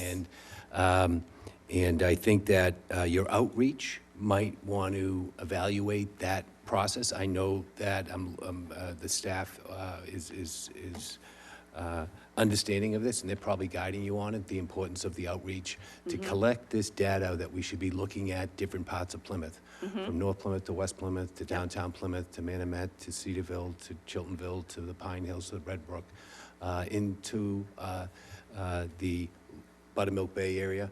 There are lots of different neighborhoods. We're like a microcosm. So you're going to be getting different data from different parts of Plymouth. So I'm glad you're at the Waterfront Festival. That's the waterfront. And we're going to be getting people from regionally. You'll be getting information from people not from Plymouth. How will you engage them at the Waterfront Festival? Are you only looking for Plymouthians, or are you taking information from anyone that comes through there? That's a great question. I think we haven't really worked on exactly how we're going to launch it there and what makes the what makes the most sense Right. here. I mean, we can also work with, I don't know, I don't want to sign up your staff or local folks, but, Yeah. so we can think about how we do that. But there are screening questions, whatever the method is, whether it's, at the Waterfront Festival or in person, Right. or it's online and, a community-based organization sends it to the folks they work with and so they can take it online, whatever that method is, Right. we have screening questions so we will know if folks Okay. live and work here, or just work here. Right. And Yeah. I think when you look at how you collect the data, and obviously that is important to the results that you're going to come up with, that you look at these parts of Plymouth. You have the survey that's going out. That's another thing that needs to get out to as many people as possible through the community. And now there's multiple platforms where we can, I know that you'll address that. We want to maximize the effect of the survey, getting it to as many people as possible, and maybe even talking to town departments if they're doing mailings, and this could be Sure. some direction to go online and fill this out. I know during the master planning process, there was a lot of energy out there of getting in there and filling out the survey. So we've just came off a process that had that town-wide. So Oh, you might great. be, like you said, don't reinvent the wheel. The town is already doing something like this that you can tap into. So, the other thing I just mentioned earlier, and it's come up a few times, not in this meeting, but other meetings, the steering committees across the town. There's nearly 5 of them that cover different sections of Plymouth. Okay, It's something that the town of Plymouth established back in the 1970s by a director of the chairman of the planning board back in the 1970s, a local architect here, David Crawley. He advocated for this village steering committee concept in the planning process. But as it has moved now 50 years later, these committees are taking on a lot more responsibility. So I think they'd be very interested in hearing from you, because the meetings I've attended, they seem very interested in how they can play a larger role in the community, and this is somewhere where you don't have to reinvent the wheel, you can just plug in. yeah, no, that's great to know. Yeah, thank you for that, definitely. All right, I have a couple questions. sure. Myself. So we, So excited. based on Fawn some of over. the answers you gave about the data, Yeah, it sounds like some of although I encourage you to get your own data on the subject, we are also engaged in 2 massive master planning processes at Okay. the moment. So we're doing a town-wide master plan, and we're also doing a master plan for the single largest undeveloped parcel in Plymouth, Okay. which is where the former nuclear power station was located. okay, And that data includes some demographic data as well as where people work in terms of because there's a lot of people that, it's like, I forget which is the 70, which is the 80, but okay, about 70% of Plymouthians, I think, that live in Plymouth work outside of Plymouth, and 80% of our workforce Okay. lives outside of Plymouth, for example. I've seen some slightly different data in the 2 different master plans Yeah. about that, but it still paints a picture of you essentially could either live here right now, or you could work here, but for very few people can you do both. okay, So that is obviously of concern Yes. to us in planning things for our future and Yeah. not just our health, but our sort of viability long-term. yes, So to the extent, get your own data, of course, but also I hope you'll be able to interface with those other data sets Yeah. so that there's a Yes. more comprehensive overview of those things. absolutely. Things that are of interest to me in assessing the future of our community, its health and well-being, would be issues related to aging. We have a large population of people over 55 in the community. We're adding about 750 to 1,000 people a year. And often, based on the economics, they are on the older side, because in order to buy a house in Plymouth, you need to have some money you're bringing to the table or access to resources that a lot of younger people don't have yet, which is another issue. Yes, But knowing, predicting, being able to get out ahead of some of those issues that we're going to see with an aging demographic like that, a significant amount of our population being in that demographic would be important in terms of our medium and long-term planning efforts. yes, yeah, The issue, you mentioned affordability. Yes. That's of particular interest to me. You mentioned people in unstable housing situations or the unhoused. Obviously, that's important. Seniors are often brought up in that conversation as well. Being able to age in place is important. But I think what is often left out of those conversations, and I've been trying to bring it more into it Yeah. of late, is younger people that can't afford to buy a home here. Okay, So we have a lot of people that grew up in Plymouth that would like to stay in Plymouth, but they're unable to do Priced that. out. Yes, and you're seeing that on the Cape already, and you have for a while, but you're Yeah. seeing it more and more in Plymouth. I think it's of concern to the long-term viability of Plymouth as a town and as a community specifically, because the town of Plymouth will be here regardless. But what that town constitutes is subject to change. And if you have people in their 50s or 60s that have a 25-year-old that's recently out of college, wants to move out of mom and dad's house, but can't, it's very difficult for that family to see a future for themselves in this community.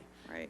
And even if they'd like to, which many of them would like to stay here, they're not able to see themselves. And that affects, obviously their quality of life, their long-term decisions, but also affects things like their community engagement. It affects their connectivity with the community around them, because they just can't see a way to move us forward. With so many of our residents working outside of Plymouth, you also have a lower quality of life and a lower level of civic engagement, because Sure. Plymouth, for a lot of those people, is their bedroom, not really where they live, because they spend so much time at work, or they spend time running errands on the weekends. But if you have a 8-hour day at the office, 2 hours of commuting on each end, you got a 12-hour day, you're probably not tuning into a select board meeting at night, right? You're probably doing something else, because Plymouth to you is just a zip code. So that, I have concerns about particularly the 25 to 35-year-old demographic being able to buy a home in this community. Because, you had the old model of you'd grow up, you'd go to college, or you'd go into trade or something else, you'd rent for a little bit, and then you'd buy your first Yeah. house, right? And I don't think that story plays out very often in Plymouth anymore. And that's of concern, to me at least. So anything we could do we're trying to address that in some of those master plans that we Okay. talked about. Yes, But I do think it goes to the health and long-term viability of the community as well. Because if we lose our current residents and their successive generations, then you change a lot of the character of Plymouth. Because sure. a lot of people talk about the character of Plymouth in our historic buildings and our history, but it's our people that are the most valuable resource that we have, and that is what makes Plymouth up. So to me, doing what we can to retain is those that wish to stay here. Some are going to want to move on anyways, that's part of Yes. life. But for those that want to stay, I'd like to see a better path for them to be able to do that. And then lastly would be an issue related to it. I don't know if this is something you could address, but the level of connectivity that residents have with their government in terms of knowing how they want to interact with their government. Because of our demographics, you have an older population that like print media, which doesn't really exist anymore. Yeah. And other more traditional forms of media that are they'd like broadcast TV. Right. Right, but we can't be on Channel 4 all the time, right? Then you have sort of a middle demographic that's okay with some online news sources. They're okay with some cable. Like they'll watch us on the local scene. They might stream us on YouTube. They're more connected in that way. And then you have a younger demographic that is very online and engages with that online content in a very Right. different way than that middle demographic. Right. And we need to be able to disseminate information clearly and cohesively to as many of our residents as possible and meet those people where they are. But in order to do that, we need to know where they are and where Right. they want us to talk to them. So to me, those are very important in terms of anything that the government in this town wants to achieve, we need to communicate it to our residents. And we need them to be able to communicate their issues to us as well, because we don't know everything that's going on, and we want them to Sure. feel connected as well. So to the extent that you could address that, I would appreciate it. And then I guess lastly for Michelle, I would ask, like, do we have an estimate of the overall cost of the CHIP program at this time? And is that a finite cost, or is it something that varies depending on the level of depth or something? If you could expand on that. Sure, thank you so much. We have already procured the amount that this is going to be. It's $150,000. It's ARPA funding that was approved by the Select Board. months ago during this process. So Okay. the funding is secured and ready to go, as they say. All right, thank you very much, I appreciate that. Thank you. And thank you for the presentation. Any other questions from board members? All right, thank you very much. Yeah, Appreciate thank you it. so Thank you very much. You know where to find them if you think of other things you want to know, because we do want to know. Absolutely, Please. we will be. Thank you so much. Have a Thank good one. you. Have a good night. That brings us into our next item on our agenda, that being the 25-mile-per-hour thickly settled town-wide versus road-by-road item.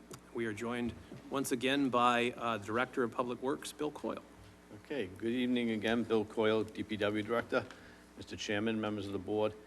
Also with me this evening, Rick Bossy, Acting Town Engineer. He will do a brief presentation, and also the Deputy Chief LeBreton is here to answer any questions relative to police enforcement. And before Rick starts, I just want to touch base on a couple of things. What you'll see repeatedly is a reference to statutory speed limit and regulatory speed limit. For most people, if you think of statutory, that's what I refer to sort of as the default speed limit. It's when we all received our driver's license, we were taught that if you're in a thickly settled area and it's not posted, it's 30. If you're in a rural area, no houses, not posted, it's 40. If you're in a divided road, not posted, it's 50. So those are your statutory speed limits. And then the other thing you'll see that we reference in the presentation is regulatory speed limits. So a regulatory speed limit is based on 85th percentile. And over time, I'm sure some of you have had presentations from DPW or the police requesting a certain speed limit. So you have to measure the speeds of what vehicles are traveling at for a 24-hour period, and those people are all voting members on what the safe and reasonable speed is for that road. And the national standard on the MUTCD is that 85% of the people are driving at a safe and reasonable speed. Now, not sure if that assumption has been 85% for many years. Once the Board of Selectmen approves that speed limit, that would then go to the state through Mass DOT for approval. So that would be a speed regulation. Typically, what you'll see that type of speed, if you see a 35, 45, 55, those are typically going to be a speed regulation because they're not the statutory, basically default speed limits. So with that, I'll turn it over to Rick to go through the presentation regarding the thickly settled reduction from 30 to 25 miles per hour, and then we'll be happy to answer any questions you may have. Thank you.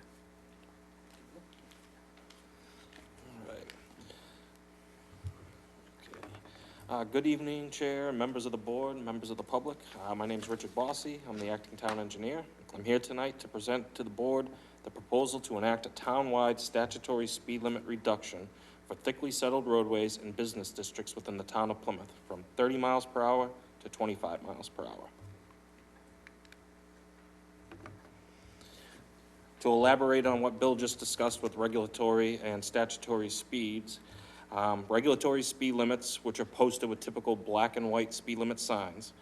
These regulatory speed limits are determined through engineering studies conducted by the municipality and MassDOT.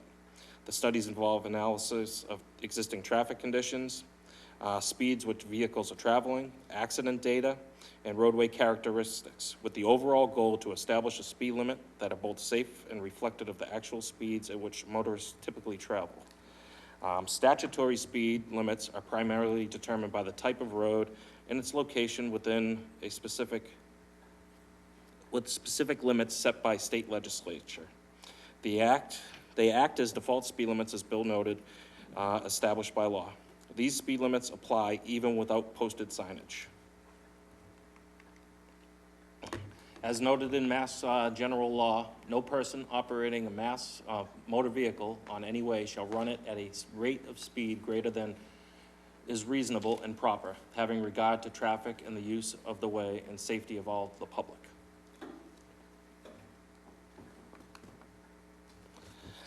Typical statutory unposted speed limits range from 50 to 20 miles per hour.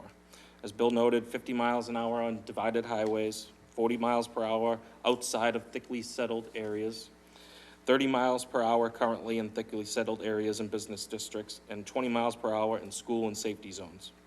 Please note, these statutory speed limits do not apply to roads that have a posted regulatory speed limit or special speed regulations on file with MassDOT.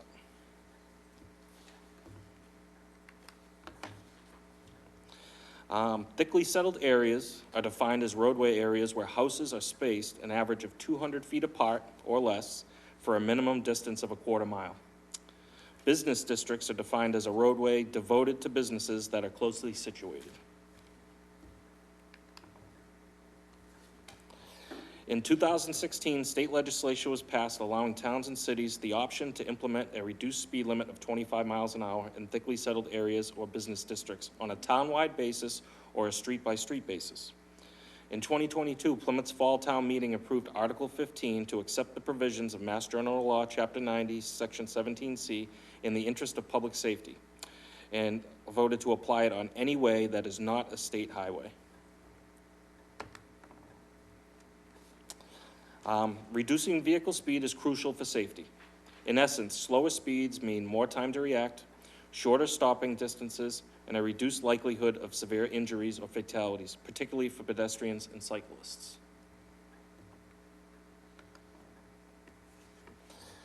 Tonight, we asked the Select Board to authorize the implementation on a town-wide basis. MassDOT also recommends implementation on a town-wide basis to avoid confusion with drivers. The Town of Plymouth DPW and Police Department also recommend implementation on a town-wide basis. Overall, the town has approximately 2,200 roadways. A town-wide basis would affect approximately 1,500 roads within town. However, the town does have the option to implement the speed reduction on a street-by-street basis. Currently, 99 towns and cities have opted in to the reduced regulatory or statutory speed limit of 25 miles an hour. Out of the 99 towns that have opted in, 18 have done it by a street-by-street basis. Surrounding towns, Bourne has not opted in to the reduced speed limit. Carver has not opted in. Duxbury has opted in on a street-by-street basis. Kingston has opted in townwide, and Wareham has also opted in townwide.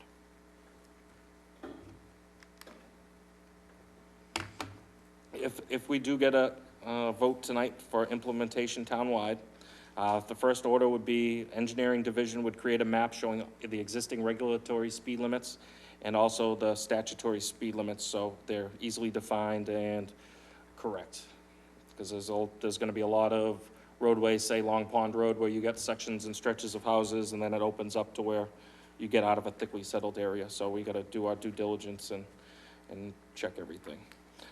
We'd have to install new signage at all entry points into town. There'd probably be about 26 signs would have to be installed, and there's an example of the sign at the end of the presentation. Existing thickly settled signage would also have to be changed out from 30 miles per hour to 25 miles an hour. Right now, we have a count of about 15 signs that would need to be changed. Once that's done, we'd have to notify MassDOT of the town's intent, whether it would be a town-wide or a street-by-street basis.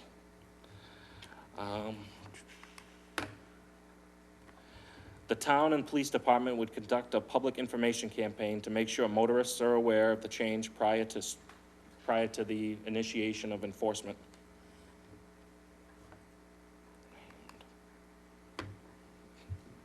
Does anybody have any questions?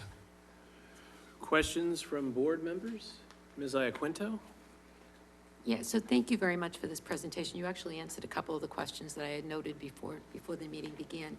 But, so you said there are 1,500 streets out of approximately 2,200 that would be affected?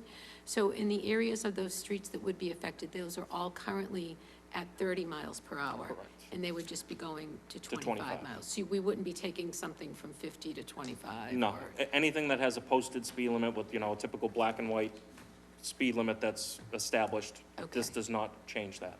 We'd have to go back to MassDOT, do another study if we wanted to change something that was a 40 mile an hour and incorporate it into that, we'd have to go get the proper approvals and studies and make sure it would, conform to MassDOT's requirements. Okay. And I see that the recommendation from the town officials is to do this town-wide and not on a street-by-street basis. Is there a rationale for that? Well, when you start off street by street, it's where's it gonna end? And then the signage and trying to, if all of a sudden we have to go post 1,000 out of 1,500 roads, it's gonna be a lot of cost, it's gonna be a lot of time, and, you know, I think you're constantly gonna have, well, can you add my road to the list? So I think, you know, if we start off implementing across the board, would be the way to go. Okay, that makes sense. Thank you. You're welcome. Other questions? If no one else, I have a couple. So, it's 1,500 of 2,200 roads, so approximately? Approximately, we did a preliminary thickly settled map. Sure. We still have to go through and check distances between structures and confirm the existing posted speed limits that are in Right. town. We have a general map of all the speed signs, but we have to check the recorded book that's, you know, logged in with the police department and everything, and make sure that all the signage that is out there is following what has been approved. Okay. Do you know the approximate mileage of the affected roads? Like, we have approximately, I think, 380 miles of roads in town, but I don't know how many of them. Not off the top of my head, no. Okay. I guess, I think the town-wide idea makes some sense because of what you're talking about, and it's consistent throughout different areas, so you would have less of the, oh, what's the speed limit on this street versus where I just was, and et cetera, et cetera. Also, the idea of going road by road through 1,500 roads sounds unpleasant. However, I do think changing all of that at once is also a big ask for some people to swallow. And so I guess my preference, and I'm just one of 5, but my preference would be, would it be possible to do out of your, with an affirmative vote, the next steps are, number 1, you have create a map showing those streets with a posted regulatory speed limit and create a list of streets that fall under the statutory speed limit for thickly settled and business district. Could we do the map step first before we vote and then see? I don't see why not. And then like have a list of these, I know 1,500 roads is a lot, but that way people could look and see if their road or the roads they use every day are gonna be affected by this. Correct. And then if they had input, because there might be, there's a lot of roads in Plymouth, obviously. Absolutely. And I know when Precinct 3 did their downtown traffic study, one of the reasons they did the area that they did, the downtown in North Plymouth section, was to avoid like unintended consequences in that. And I think doing it town-wide avoids some unintended consequences. But to the extent that we're able to get out ahead of other unforeseen unintended consequences, I think it may be beneficial to at least have an additional step where we give people a notice and an opportunity to be heard in the event that there's considerations that we're not factoring into as to whether certain roads should not be included in this. Does that make sense? Yeah, I mean, perfectly okay with me. I mean, if Bill's on board, I mean, we can generate the map and have the board review it or make some type of public announcement. I'm just trying to think exactly how we're gonna present that data. I think it's a good idea, we can certainly do that. But if we have 1,500 streets, certainly we can't have a list of streets. We can have a map color-coded, but I think it's gonna be somewhat overwhelming to present. We can have people, they can look at it, maybe post it online so they can kind of zoom into their street. So I think it's gonna be difficult to present, but we'll figure out a way to do that. Maybe you could divide the town up into its precincts, and then you could have the map in each precinct, what's impacted, and we could post that online, and maybe we could disseminate it to the chairs of each precinct for them to get feedback from their residents if we wanted to. Sure.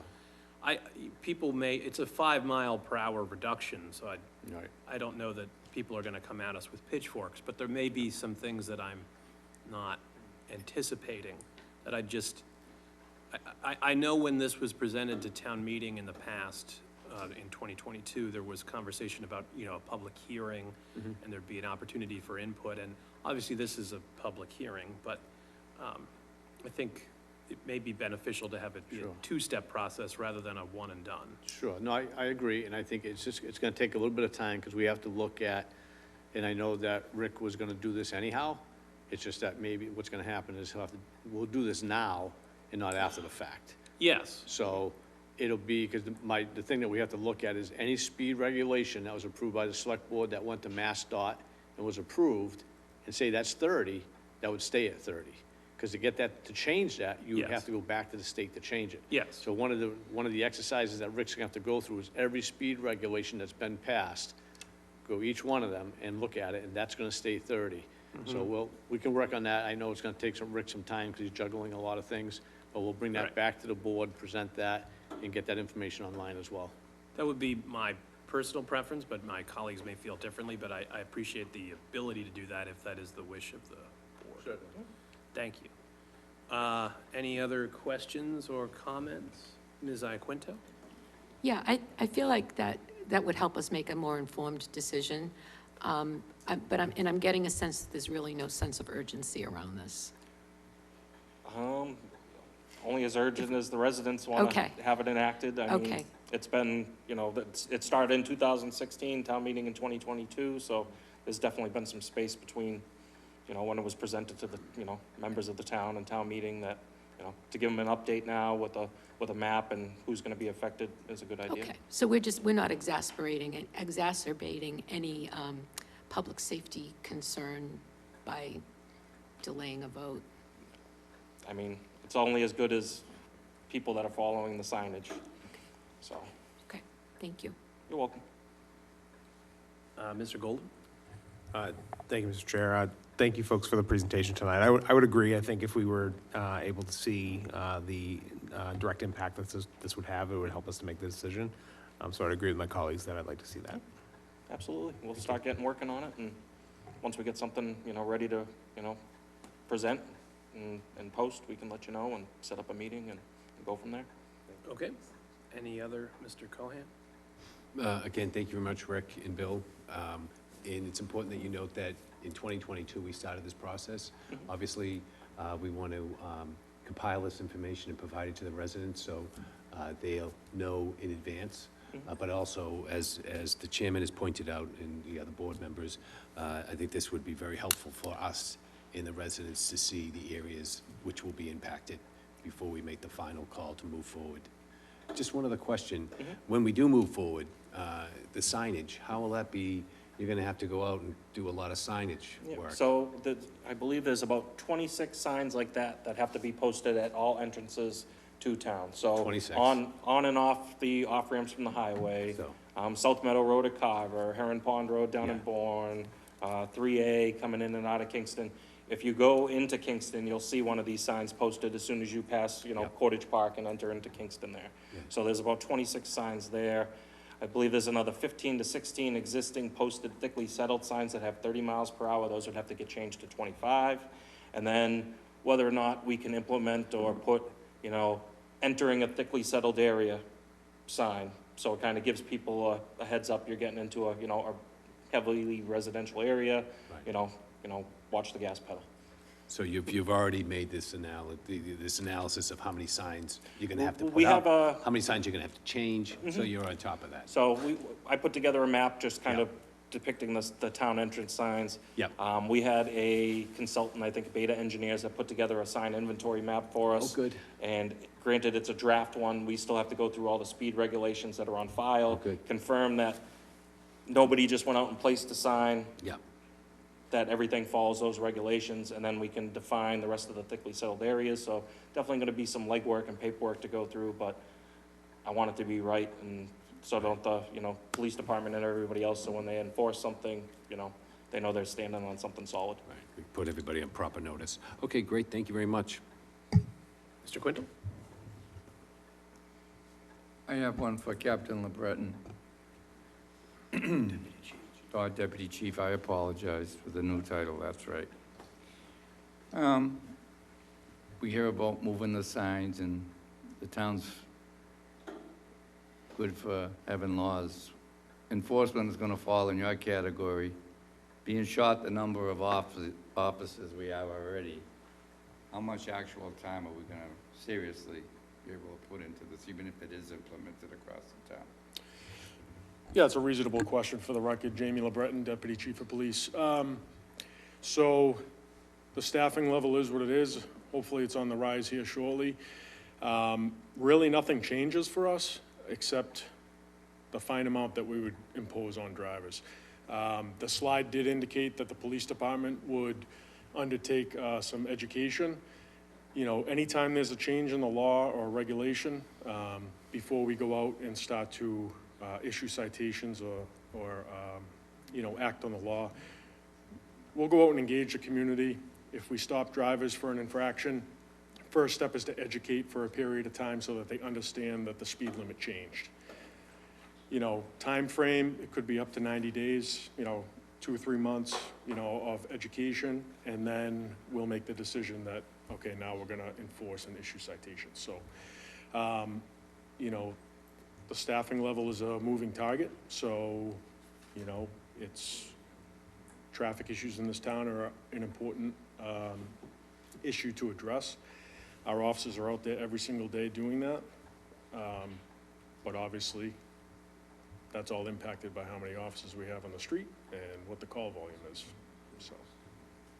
Okay, thank you. Sure. All right. Any other questions or comments from the board? Did you, if our wish was to do it the way that I suggested and that my colleagues seem to be okay with, would you want to vote to proceed with step 1 at this point, or are you okay with just taking that as the takeaway? I mean, we could just continue it, or and just take that step and, you know, come back before the board when we're ready. Okay, all right. I think that. Thank you very much. All right, thank you very much. All right, so that brings us into the next item on our agenda, that being public comment. Do we have any members in the room? Mr. Cirque?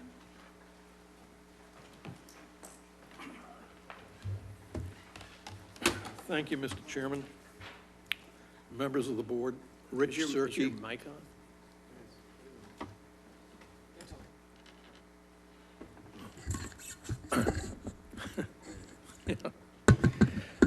Rich Cirque, Precinct 2, town meeting member. This is the 4th time in the last 13 months that I've publicly urged the board to take action to demolish the abandoned Bert's Restaurant building. Yet nothing has been done. Over and over, I've set forth the steps needed to do so under Massachusetts General Laws, Chapter 139. They are, 1, hold a public hearing with notice to the owners for the purpose of voting to direct the Director of Inspectional Services to make a complete inspection of the building to determine if the building constitutes a public nuisance under Chapter 139. 2, after the inspection report is submitted, hold a second public hearing, again with notice to the owners, for the purpose of voting to determine whether or not the building does indeed constitute a nuisance, and if so, to order its demolition. 3, issue an RFP for the demolition of the building. And 4, seek funding from the Finance Committee, if necessary, to pay for the demolition, the cost of which would then be added to the real estate taxes due from the owners pursuant to Chapter 139. So in the end, this would not cost the taxpayers anything because the cost would be paid by the owners of the property.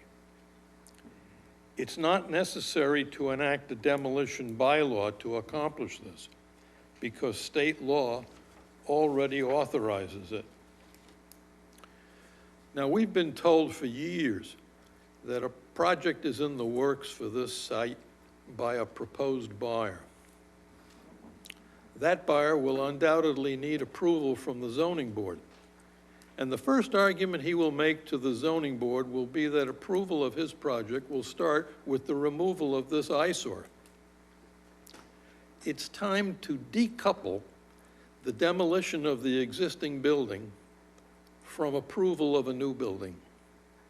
If this is done, then the buyer's project can be weighed on its own merits and not on the basis that it will begin with the demolition of the existing building. I hope that later in the evening, under the new business section of your agenda, a motion will be made to add this matter to the agenda for your next meeting, a week from tonight. I want to add with this. You have exceeded 3 minutes. Would you like an additional minute to conclude your comments? Or would you Yes. like more time than that, which would require an affirmative vote? Just 1 minute. One minute is fine. Go ahead. I want to end with this. In 1999, 6 Worcester firefighters lost their lives in the course of responding to a fire in an abandoned building. If, God forbid, the same thing happens at Burt's, who will bear the responsibility? This building is a legal nuisance, not only because of its appearance, but also because of its threat to public safety. And that's all I have to say. Thank you. Thank you. All right. Any other members of the public in physical attendance? Yes.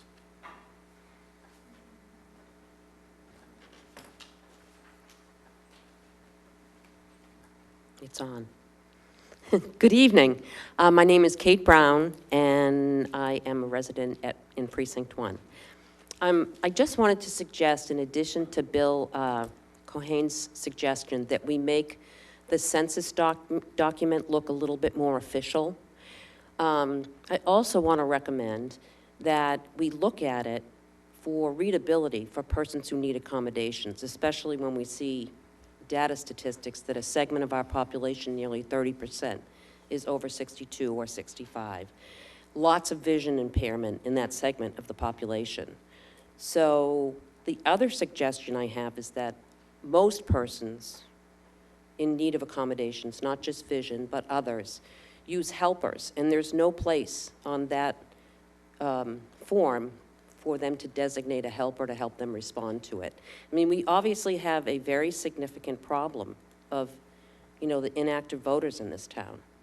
And I'm just trying to think about ways that we can try to either segment it out and figure out where we need to go to help, but in any event, I do think that it's in need of some readability upgrades. Thank you. Thank you. Mr. Lyden?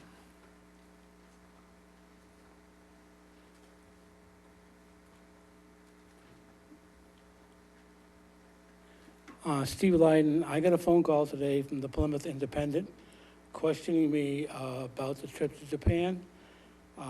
They had a lot of misinformation about how it was funded, who was going, how the delegation, how they were picked to go. Basically, I told them about the funding, but it seems like not only misinformation, but they didn't have enough information on it.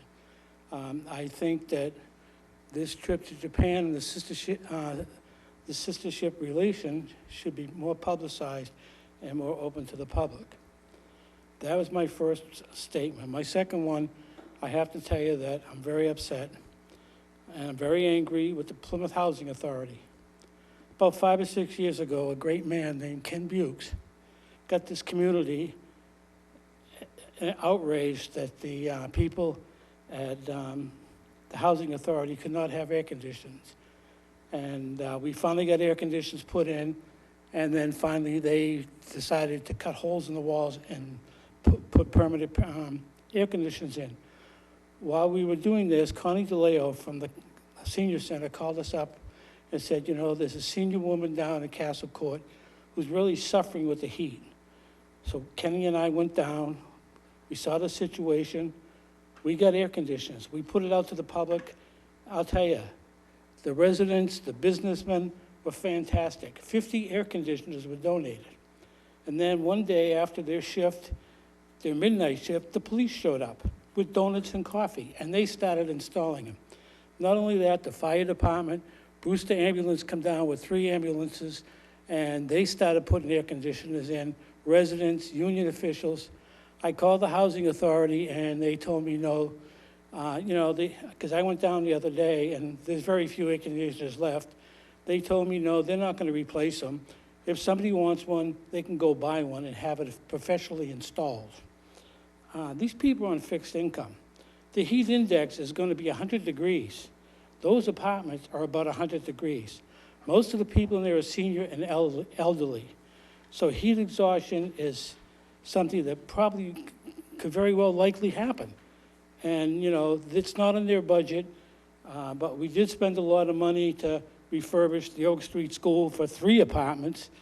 You know, I can't understand why they can't come up, you know, with some air conditioners. They told me that, oh, if somebody wants one, they could call and we'll refer them to Old Colony Elder Action, and maybe they could help them. But, you know, maybe someone could buy them for them. This is not, you know, we all care about housing, but if you're not going to have housing that's safe and goes to the health of the residents, what the hell good is it? Mr. Lydon, you have exceeded 3 minutes. Would you like an additional minute to conclude? I'd just like to say that, yes, I would, thank you. You're welcome. I would just like to say, I don't know what to do. You know, I've called the elder service in Cape Cod, and they basically have their hands tied. They're on a budget. But, you know, it's really sad that we're putting our elderly in this condition where they could suffer from heat stroke or heat exhaustion. They're afraid to say anything because they're afraid of the housing authority. Castle Hill, I went down to their cooling station. There was nobody there. I knocked on the door and there was nobody there. This is during the day, and I was told that a lot of the residents don't want to walk there because it's too far to walk in that heat to go to there. So I just want to let you and the public know what's going on with the housing authority. Thank you. Thank you, Mr. Lydon. Any other members of the public in physical attendance? Mr. Machado?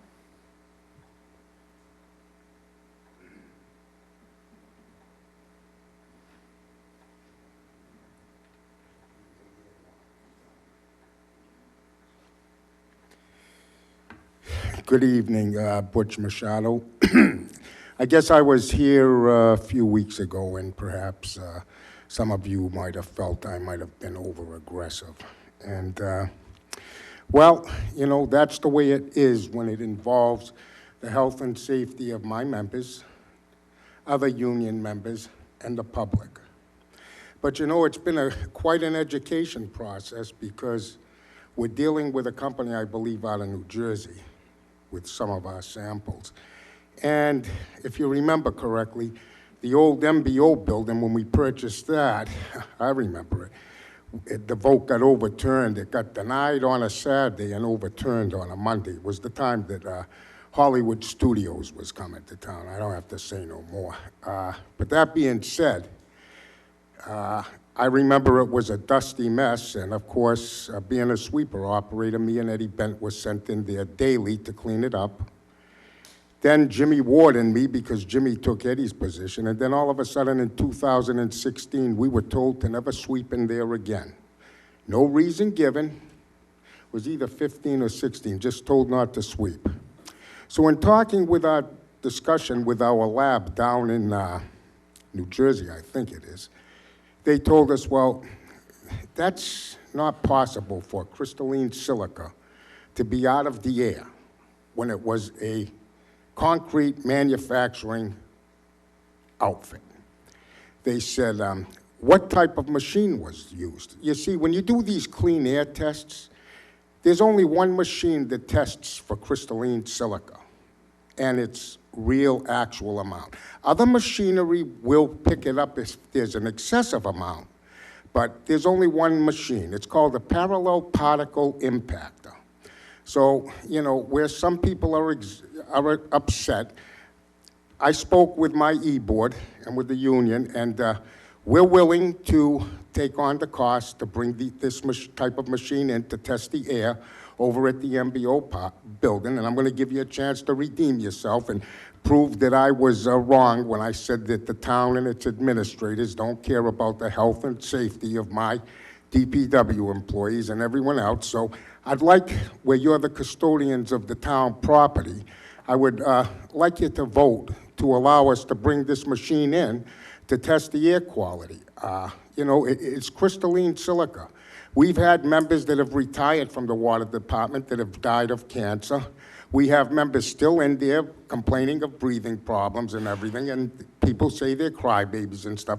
So I'm giving you guys a chance, and you lady, and you as well, Deb, a chance to redeem yourselves and put the health and safety and welfare of my people and other people and the public who uses that building by allowing the union to put this testing equipment in that building. And I thank you. You are Almost forgot. You are over 3 minutes. Would you like an additional minute? I would. I got one more thing. I'm sure that you're all in receipt of the letter that the union sent regarding that generous 4th of July early release for on the 3rd. Well, some of the members, because they were already out, or some of our people have to work because they have mandatory jobs, water treatment, sewer treatment, rubbish, the dump and everything. I'm hoping that we can put that to bed and you'll give the town manager some direction so that the members that did not get that time off will be awarded that 2 hours. And I thank you and look forward to hearing you guys vote to allow us to put that machinery in there. Thank you. Thank you. Any other members of the public physically present that wish to give public comment? Ms. Cavaco? Okay. Joined by Mr. Keith. Good evening, I'm Stevie Keith, Precinct 9. I put a little spicy post on All Things Plymouth about the upcoming trip to Japan and got a lot of feedback. I'd like to kind of tell you what people think. 99% of people were like, why are we paying anything for anybody to go? 1% said, what's $32,000 in a bucket of 100, 200, 300 million? My answer is that's $32,000. That's a lot of money.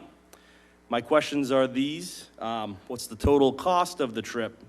What are we getting in return? Cultural exchange is great, but a cultural exchange for adults is called a vacation.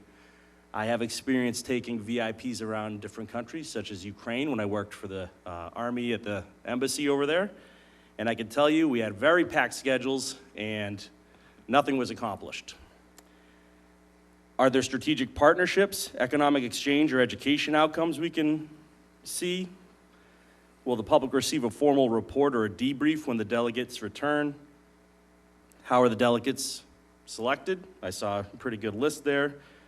Are we having students from Rising Tide and MAP Academy? Are they allowed to apply? What's their input? Are they included? And then just to wrap up, I own a plumbing company in town. We earn our money. We work with our hands. Sometimes we bust knuckles. We bleed. It's hard work. It's a hard sell for people like me and people that work for me or people in the industry that when you send people on trips to Japan and there's no deliverables. I think that's concerning. And to wrap that up, tradition's important. I think cultural exchange is great, but it's hard times for people, like hard times, paycheck to paycheck. I see it every day. I work in people's homes. We need to be fiscally responsible. And to answer your question on how we can get people involved, people like me, younger people, it's like 8:30. I've been here for 2.5 hours to tell you how mad I am about sending people to Japan. That should be an indicator that the format of how these meetings happen need to be more exciting, or there has to be something to get people that want to contribute and see the so what. I appreciate you guys listening to me. Thank you. Thank you, Mr. Keith. Oh, one more thing. To save you guys 32 grand, I had ChatGPT already do all the report for you. So you can thumb through this and see what we have in common and lessons we can learn. I'm already bringing stuff to the table for you. Look at this. There we go. Thank you. And I'm not even going to charge you for the amount it cost me to print it on my own printer. Sorry, Deb. Right on. Thanks again. Thank you, Mr. Keith. Anyone else in physical attendance wish to give public comment? Ms. Cavaco.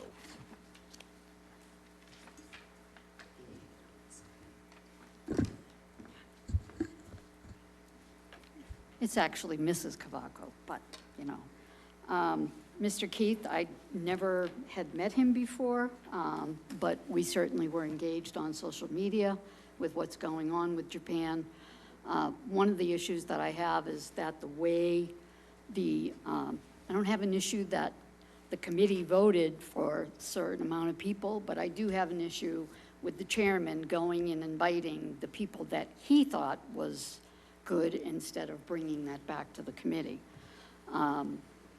We obviously get into a little bit of back and forth on social media, and I think that when it comes time that we are sending 10 students, 2 chaperones, and 8 VIPs to Shishigahama, when is the time that we are going to concentrate on the children that maybe didn't have the $3,000 that would be able to go there?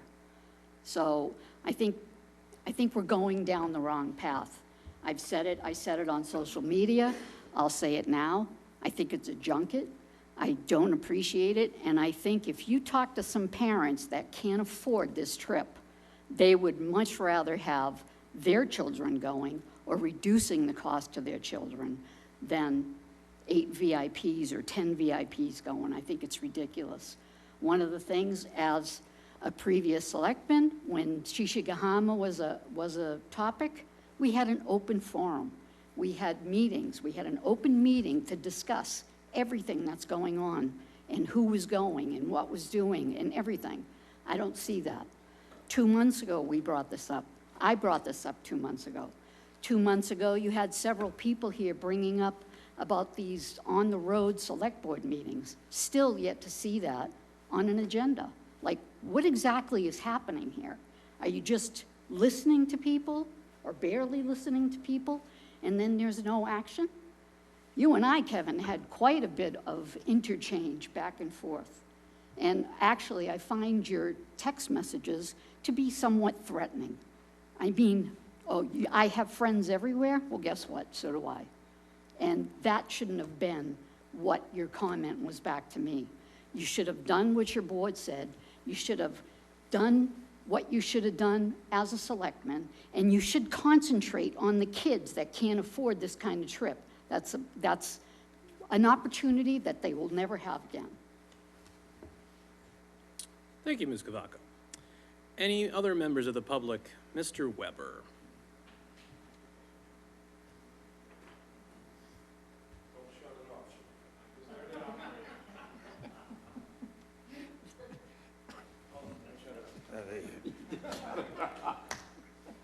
For the record, I'm Dale Weber, appearing tonight as the president of the Collective Bargaining Relief Association with the acronym of COBRA.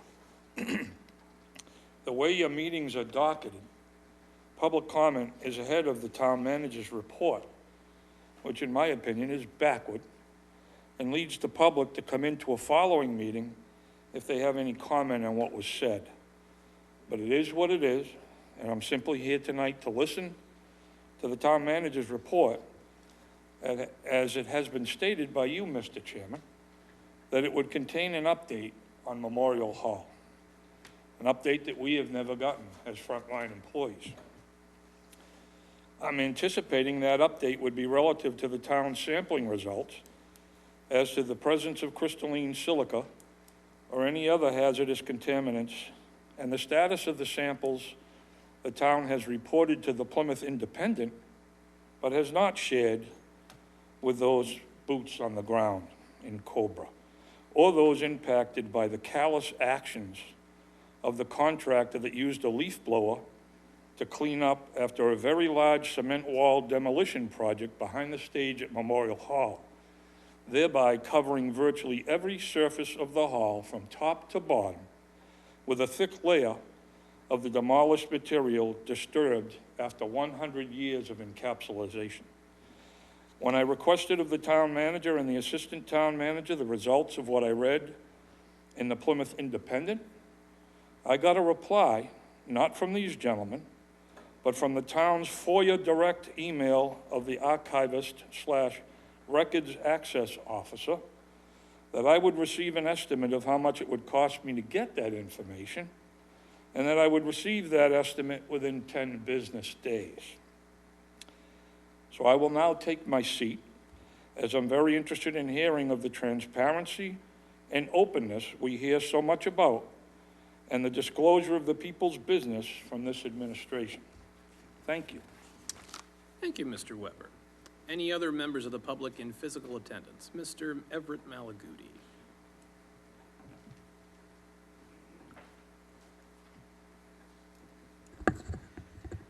Thank you, Everett Malaguti, Precinct 2. Well, mine won't be as fiery as another commenter tonight. I do echo the same sentiments as Mrs. Cavaco on the actual status of the entire Shishigahama and distinguished visitors, not just presentation, but organization and everything else that goes on with it, especially being the vice chairman of the Visitor Services Board too, which we have a hand in the partial funding of the committee that also we look at updates as well too on Shishigahama and other activities. But aside from that, I don't want to take any thunder from the statements that was already done, but I do want to go on another tangent that was brought up within her conversation during public comment for the on the roads. And that is going to be based on the question on will there, or if there ever will be, one for North Plymouth and even the downtown. Even though you're located in the downtown, we are just looking at commenting from the public, but not any responses like there was when I was at the one in South Elementary last week. So we in North Plymouth, we are looking at a lot of things that we are dealing with, not just with the developments that are happening. We're looking at projects possibly extending the rail trail with a co-town partnership with Kingston. We're also looking at, will there be the possibility of entering into a historic district of our own and sort of actually having an identity place marker. And these are things that we want to have public conversations with, which is fine for the steering committees, but we need the steering committees to actually be heard by the select board and the residents of those areas to be heard as well. And there's been talk of, we will look into it into the future. West Plymouth keeps being talked about either on the independent or others saying possibly they will get one in the fall. When will North Plymouth be discussed possibly? Winter, next spring? That's what we're hearing, that maybe will just be dropped off the face of the map for the on the roads. Thank you. Thank you, Mr. Malaguti. Any other members in physical attendance wish to give public comment? Anyone virtually? All right, that concludes public comment for the evening. That brings us into the town manager's report. Mr. Brindisi. Great. So I guess I'll start with Memorial Hall and talking a little bit about what transpired. But before I begin, I want to address the public records request. Mr. Weber knows that if you want a public document, you go through a public records access officer. So that's why he was referred to Connor Anderson. So in the future, Mr. Weber, I'm certainly happy to give you Connor's direct email so you can request those documents directly. As far as Memorial Hall goes, a lot of what I'm going to talk about was a reaction to the comments made in the public comment a couple of weeks back by Mr. Weber and Mr. Machado. In no way were any one of our employees at risk during this event. The one thing Mr. Weber and I will agree upon today is that the contractor was irresponsible in how they determined how to clean up the Memorial Hall after demolition took place. Why they chose to use a leaf blower, we don't know, but we'll be pursuing action against the contractor for their irresponsible actions. So just as far as the timeline goes, on July 1st, we entered into a contract and we met with the contractor. We had our Memorial Hall director, Joe Goldberg, our facilities director, Carl Anderson, and our assistant director of inspectional services, Jim Campbell, on scene to go over the means and methods of how this demolition would take place. And then after agreement was made from 7/1 to 7/4, the demolition did take place. And then by close of business on July 4th, there was a small section, about 4 feet of wall remaining that still had to be torn down. So on July 5th, we had a custodian, we placed him on overtime to come in, open the building so the contractor could complete that work. It was at that time, although it was unbeknownst to us at the time, that after the completion of the demolition had taken place, the contractor used a leaf blower to blow all the dust throughout the building.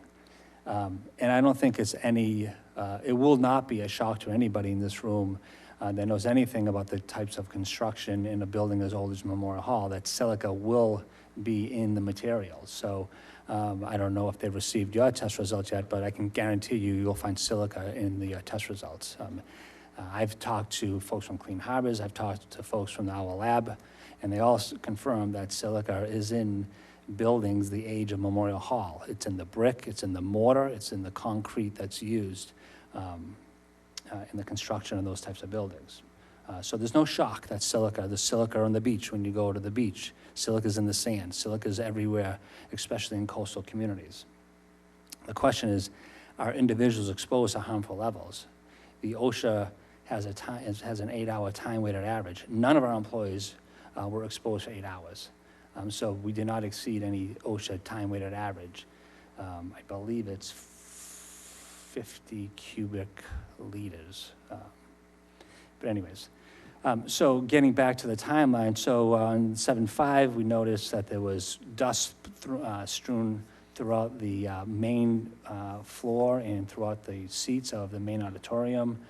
On 7/6, the hall was closed. We had no events. We had no employees on that day. And then on 7/7, we had our custodian enter the building, notified our Memorial Hall director what had taken place. Our Memorial Hall director was not in the facility at that moment, didn't understand the level of contamination that was in the building at the time. Did ask the custodian to clean the floor using a wet vac that uses water to suppress any dust before cleaning it up. At that same day, Gary Gluski, our assistant facilities manager, entered Memorial Hall, saw the extent of the contamination, and contacted Serpro immediately. And so Serpro came in, not because we were concerned about silica dust, but because the dust was everywhere throughout the main hall, and there's no way our forces could have cleaned at the level that we require. Serpro came in the building, they used HEPA filters, HEPA vacuums, they used wipes throughout the building, and they cleaned it to a level that is under acceptable standards. Because of the concern that was raised, unfortunately, we kept the building closed. We wanted to be very conservative and cautious. We paid for an air quality test to be conducted by a company called Indoor Air Doctor. Samples came back on that following Friday, which I believe was July 11th. And we received the indoor air quality results from Indoor Air Doctor, who reported that contaminant levels were below normal thresholds and everything was satisfactory. The indoor air analysis demonstrated to us that the building is safe with levels of silica. Again, there was silica in the building. I spoke to the lab director at the time, and he said that in his experience, buildings the age and the type of construction, Memorial Hall, will have silica because of the type of construction, and that in buildings that they've done air quality tests in the past, the Memorial Hall didn't have any levels that would be out of the norm compared to other buildings of that type of construction. So what we continued, again, to be certain that other rooms, like the blue room and the green room, were clean appropriately. We had Serpro come back and clean those rooms, and we had air quality tested in those rooms. We also did a lead determination. We did an asbestos determination. Asbestos determination was done before construction even took place. And we determined that there was no asbestos and there was no lead either. So we've done everything possible.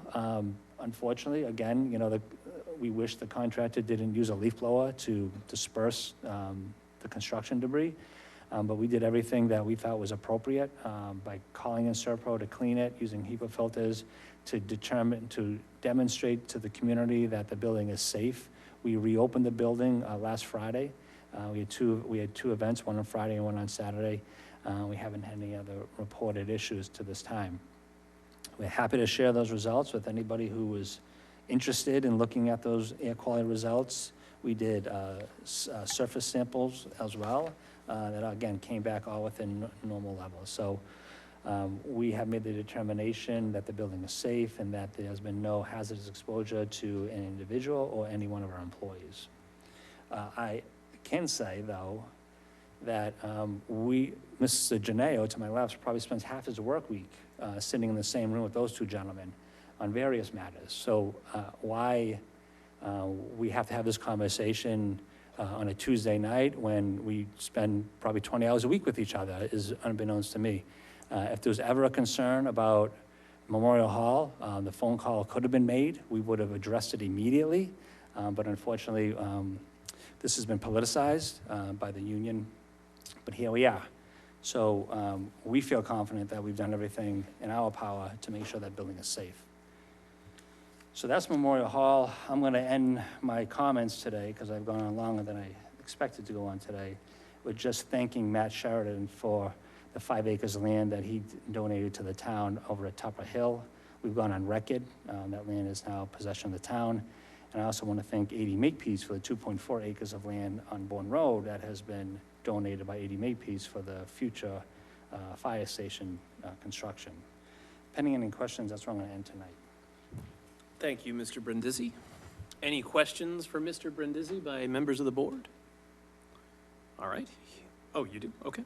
Mr. Cohen? Thank you, Derek Brindisi, for the detailed overview of the events around the building. I appreciate that.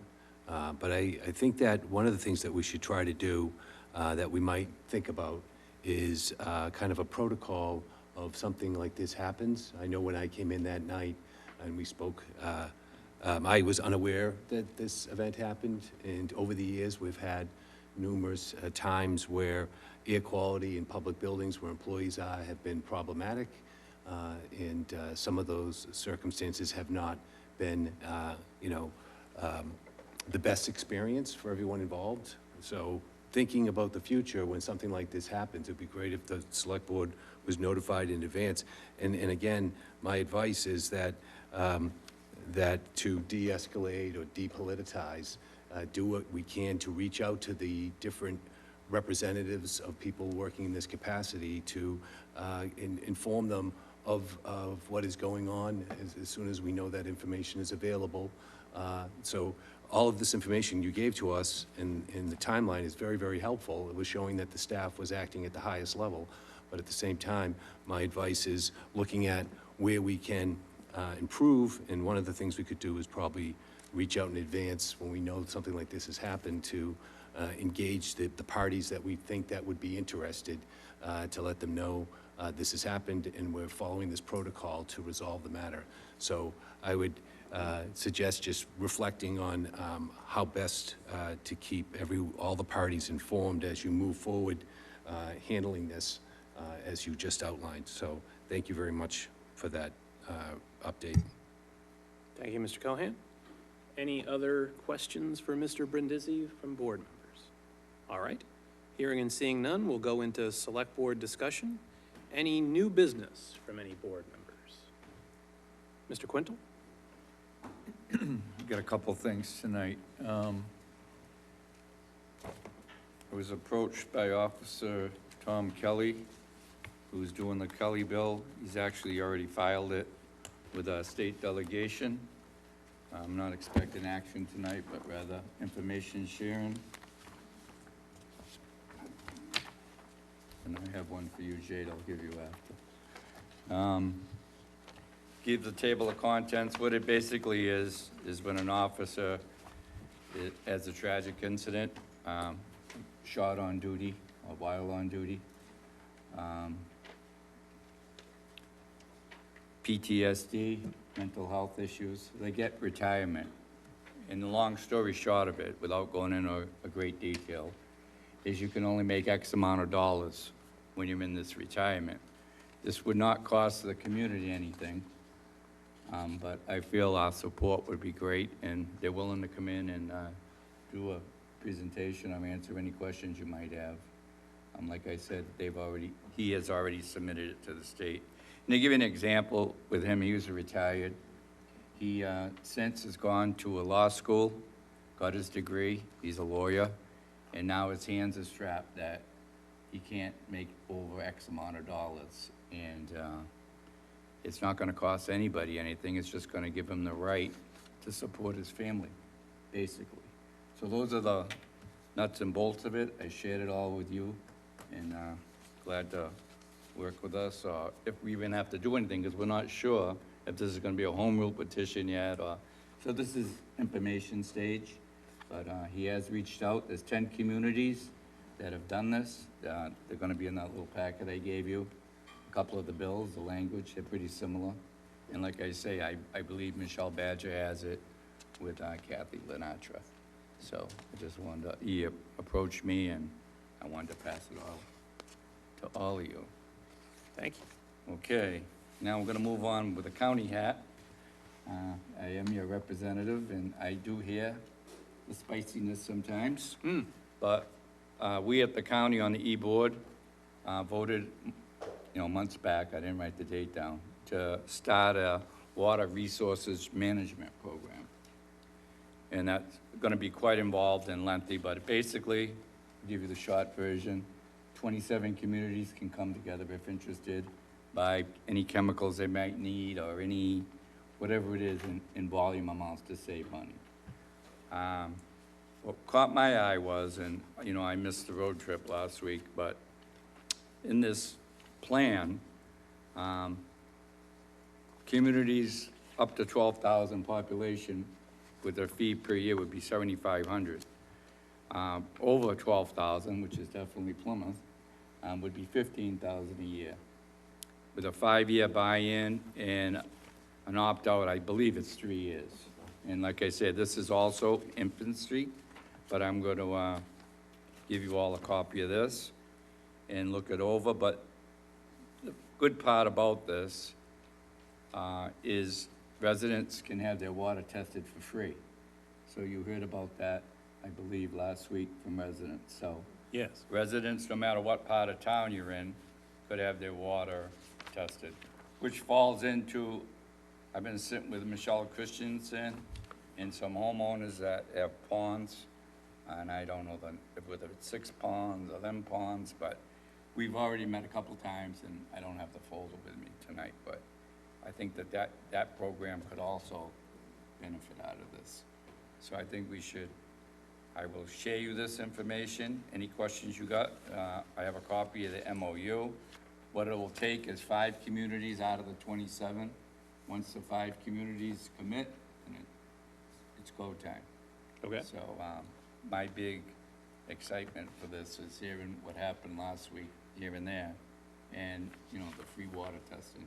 I know Hanson's interested in Kingston. Okay. So there's 2 that I think are gonna be. Do we only, I'll certainly look at the materials, I'm gonna but pass it on to you, yeah. the, if they didn't get 5, would we not, we don't have to pay until there's a Probably 5th not. No, person? Okay. Exactly, so Fifth I community. don't see that any community would really, Yeah. I mean, it's a little unfair. We have a pond for every day of the year and then some. I remember that because I've said it Yes. to every firefighter that graduated, and in my first 10 years, I tell them, welcome to Plymouth. So, yeah, if we could take a peek at that, I'll answer any questions you have, bring them back to the county. Okay. I know Mr. O'Brien's more than willing to come in with a commissioner if so needed, if not, but I think it's a positive thing for our town, especially the size it is.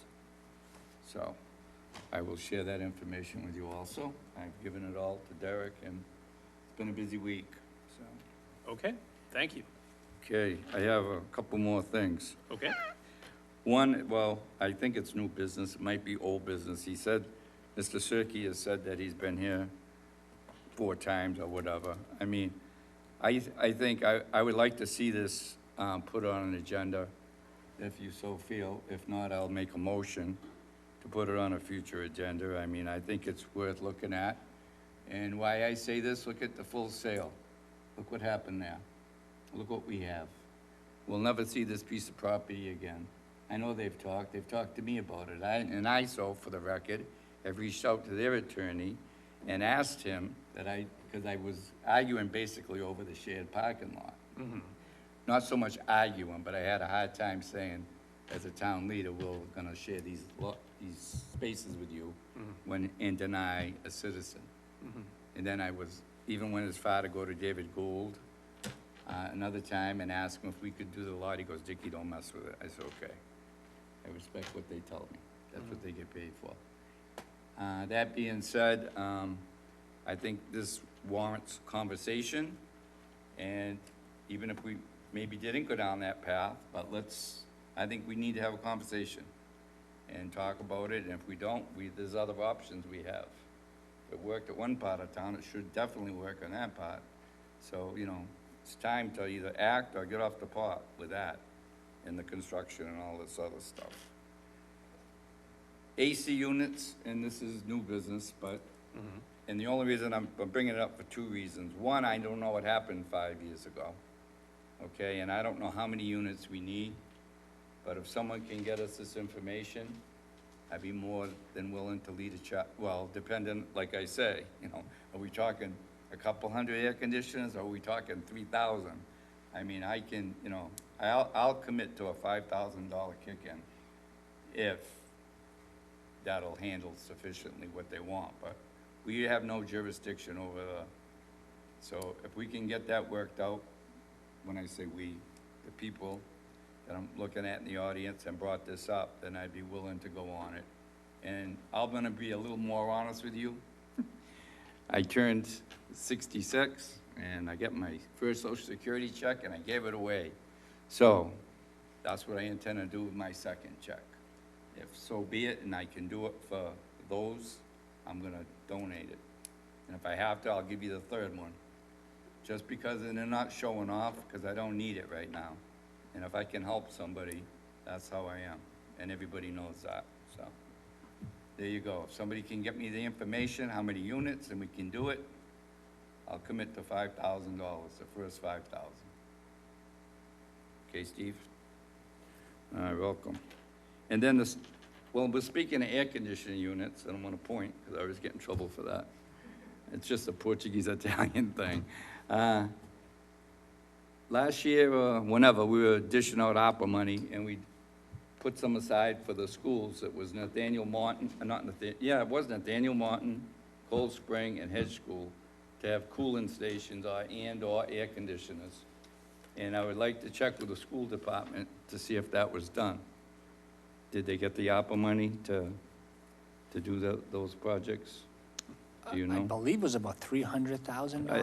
Yeah, I mean, I I just remember the wanna- work was complete, but I can get an update But it from was, the it was school Hedge sup- School, Cold Spring School, and I think Nathaniel Martin. Right. wasn't Yeah, it? I believe Right. so, yes. Yeah. Right, And I that work wanna- was completed, but I can get an update from the school Well, superintendent. it was either for the cooling stations or some air conditioning units, so, because I remember Mr. Canty saying that if the schools came down, what would they do with the air Right. conditioning? Well, we Right. could give it to the housing authority, that's for sure. Well, yes. Yeah. But, anyway, it's a Right. little early. But, yeah, I just want to check that box off. And, South Street neighbors, I had a meeting with a few of those this past week or the week before at my, office, and, speed signs. And I guess they were working with Charlie on it, and so now, being the nice guy, friend that Charlie is, Charlie referred him to me, and it's my job. So I would just like to see what we could do there. Deputy Chief LeBreton. They're looking for, I see the new signs all over town now, the blinking solar, I don't know what you have to do to get one of those, but they said they've been working, and once in a while, there was a cruiser there for a little bit, and I explained to them, that, we have very limited, staff where I don't run the department, and I don't want to, so. But if we could do maybe a few radar checks or one of those signs, or if you want to reach out to the couple of neighbors, they said they could do a petition. I said, we don't need to do a petition yet. Let's everyone take a breath, and, we can handle this. So, between everybody, maybe get the right authorities on that, And that's it for me, and thank you for your patience. I know I was more than 3 minutes. That's okay, there's no time limit on select board new business, so you lucked out. Any other members of the board have, yes, Mr. Cohan? Hands up first. Okay. I join Dickie on this, putting on a future agenda, the Burt question. But I think we should take an approach on two fronts. One, we should look at asking our town council what the protocol is in terms of the Mass General Law referred to tonight and has been referred to at different times. I think it's Mass General Law 136. What is what was that? 139. We should look at that and see if we can get a kind of a flow chart of what the authority of the town has in terms of what actions, step 1, step 2, step 3. So we have something that we can distribute to the community so everybody understands how that process works. Because there's pitfalls, we've got to be careful. And one of the things we have to be careful about is the person that does own the property, fee simple. They have rights and privileges that we need to respect and understand. Because they're paying taxes, they have a building there, but we as a town have to think of the safety of its residents in terms of this building in this location so close to an important road when we have storms and storm damage. So there's a lot of factors that have been pointed out tonight about the safety concerns, and that's why we should have something on the agenda, but we should be basing that discussion on some homework that council can put together in terms of a timeline of how you would move through this Mass General Law, but always being as open, as helpful, and as constructive with the owners of the property. Because we don't want to get into a situation where the owners are feeling that they're being picked on. That's not the case. We want to just know how we can proceed and protect the interests of the residents, but also respect the landowner. There's also, that's one thing. One other thing was that a year or so ago, there was a bylaw at town meeting that was recommended. The bylaw did not pass, but I think the intentions of the bylaw was a good idea, and I think we need to revisit that. I know we don't need this bylaw to respond immediately to birds, but there are issues across the town, especially in coastal properties, as we get into the circumstances that we're going to see in the very near future. So I think that we need to revisit that bylaw, but maybe put together a working group of individuals that could personalize the bylaw for a community like Plymouth. I think that was some of the reservations people had at that town meeting. But I'd be happy to work with you on that to revisit this question about a bylaw that would address this issue that isn't being addressed by our current bylaws. The other thing I just wanted to mention is that I had a chance to attend a meeting of the Department of Transportation and the Army Corps of Engineers in the high school at Sandwich on the bridge construction. I thought it was I went there, I work on both sides of the bridge, so I would just happen to be over there, and there was a meeting nearby, and I thought I'd check it out. But this meeting had a lot to do with Southern Plymouth in terms of how this construction will take place on both bridges. There was some very interesting information about the funding for the Sagamore Bridge, which will be the first bridge to go under construction sometime beginning in late '27, early '28. The Bourne Bridge hasn't been funded as of yet, but there's a two-part program of getting funded. I'd like to see if we could reach out to the organizers of this meeting. I did have a chance, and they were interested in coming to Plymouth and coming before the board. I'll give you the contact information. Maybe you can reach out to the Department of Transportation and have them come in and give our community a presentation as they did in Sandwich, letting people know where they are in this process, what we can look forward to, and specifically, how does this affect Plymouth. So that'd be something, I'll convey that information to the board about who to contact. I've mentioned this before in previous discussions. Old business is the need for a sand and gravel committee. I've had a chance to talk to the chairperson, and we're trying to put together an outline of what a board might look like to engage the planning department that we can partner with. So I just want to keep that as part of the current discussion and the importance of putting together that working group. I'm glad you mentioned the Housing Authority, and I'm glad Mr. Lydon was able to point it out to us, because this is something that we should be aggressively looking at. He is right. Ken Bukes, years ago, spearheaded with Steve this effort to get these air conditioning units into the building. I think we can rally again as a community to assist them to look at where the Housing Authority is in the buildings, what units are working, what units are not working, so we can make a proper assessment of that. There are people in this complex that are on a fixed income, and we should be doing what we can to address that situation. I think in 2 days, we're going to be looking at a pretty hot day, so we should be putting that as a priority, engaging the Housing Authority from the town on how we can help them help the residents. And finally, I noticed that Eversource is interested in putting up a pole on Jordan Road, and I know that staff has been trying to reach Eversource to help with some lighting at Jenny Pond, getting it connected. So I don't know if there's an opportunity to say to Eversource, yes, we can take care of this if you can take care of that. So Eversource is kind of an interesting group to deal with, so we want to keep that positive. So those are my comments for this evening, but again, definitely interested in the bylaw and improving that, so let me know how I can help. Thank you. Thank you. Any other new business? Ms. Iaquinto? Thank you.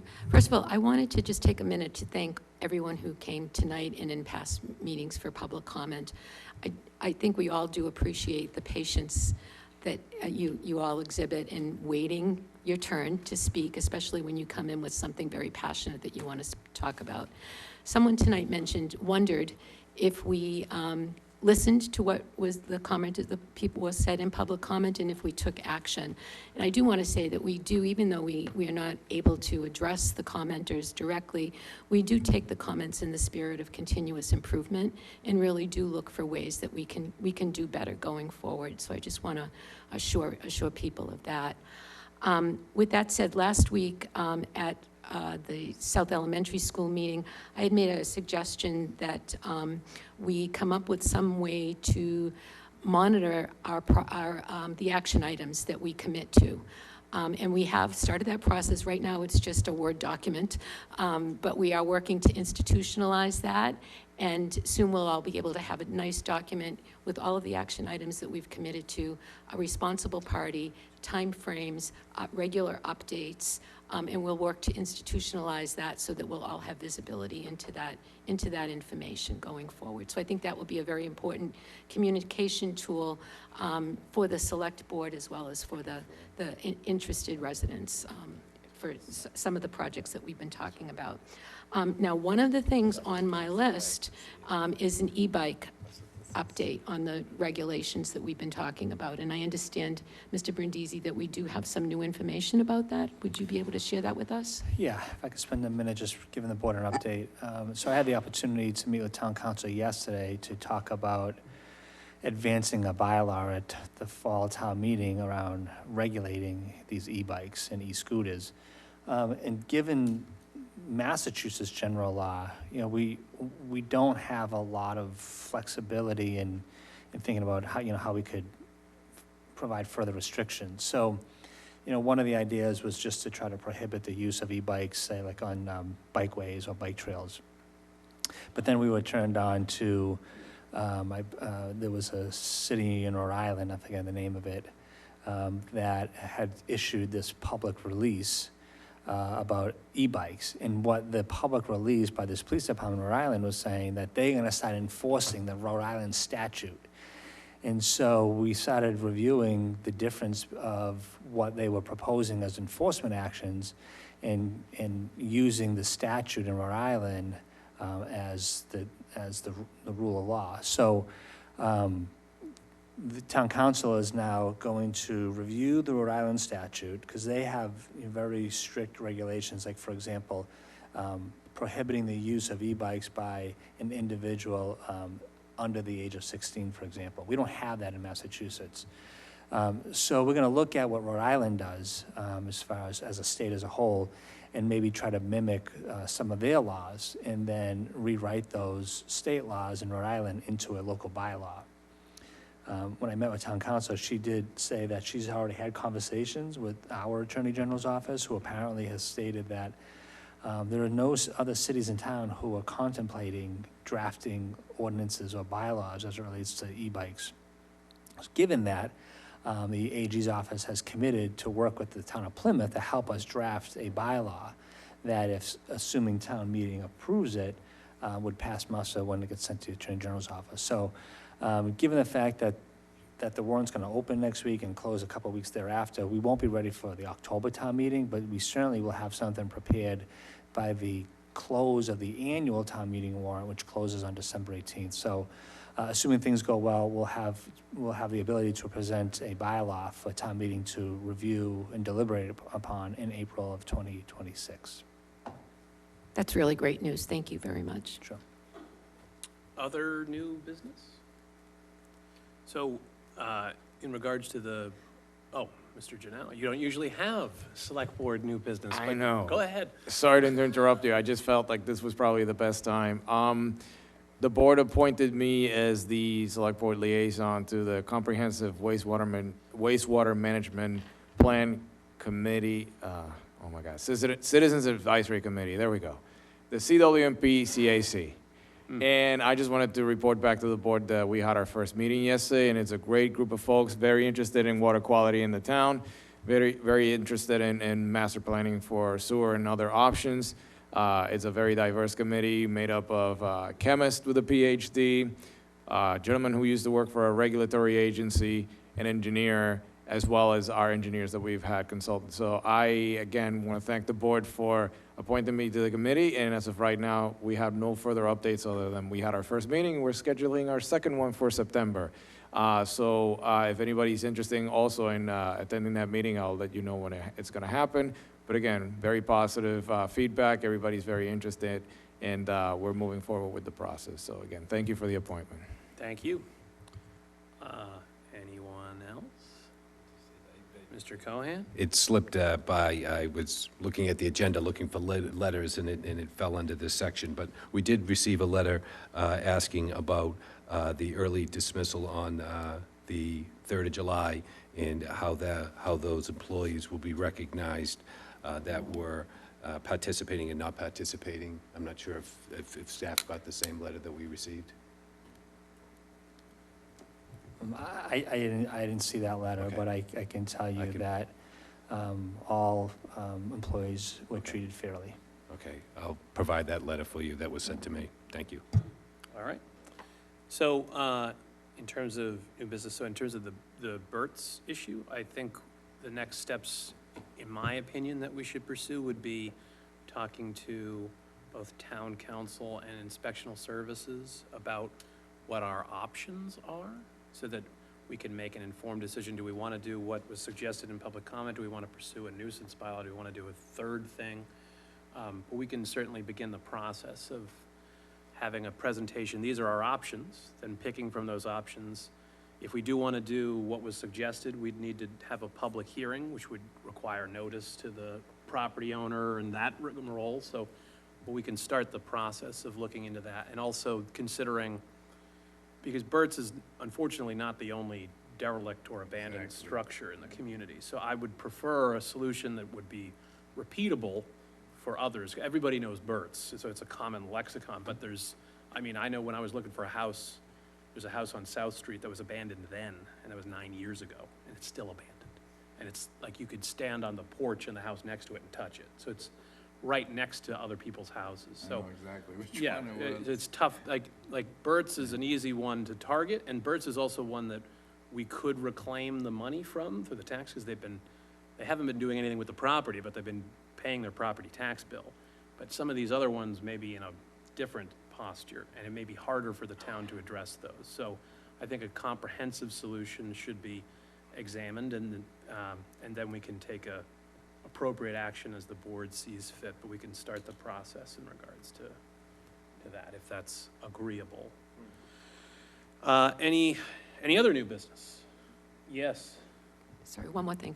I had an opportunity to visit Jenny Pond the other day, and it's so beautiful. The work that was done there is just magnificent. And I'm just wondering if we're planning any ribbon cutting or any way to celebrate that area, either now or in the future when it's more So complete? as you know, that's a multi-phase project. We certainly will have a ribbon cutting when the entire project is complete, so that's just phase one, the dredging.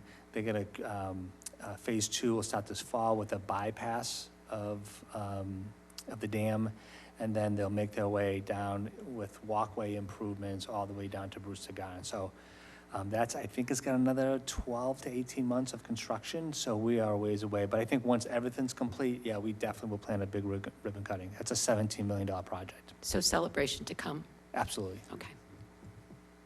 All right. Letters? Other than the letter that snuck into new business? All right, old business? All right, do I have, oh, did you have old business, or are you making a? Just a little bit. Okay, go ahead, old business. Mr. Quintal? Old Business Memorial Hall.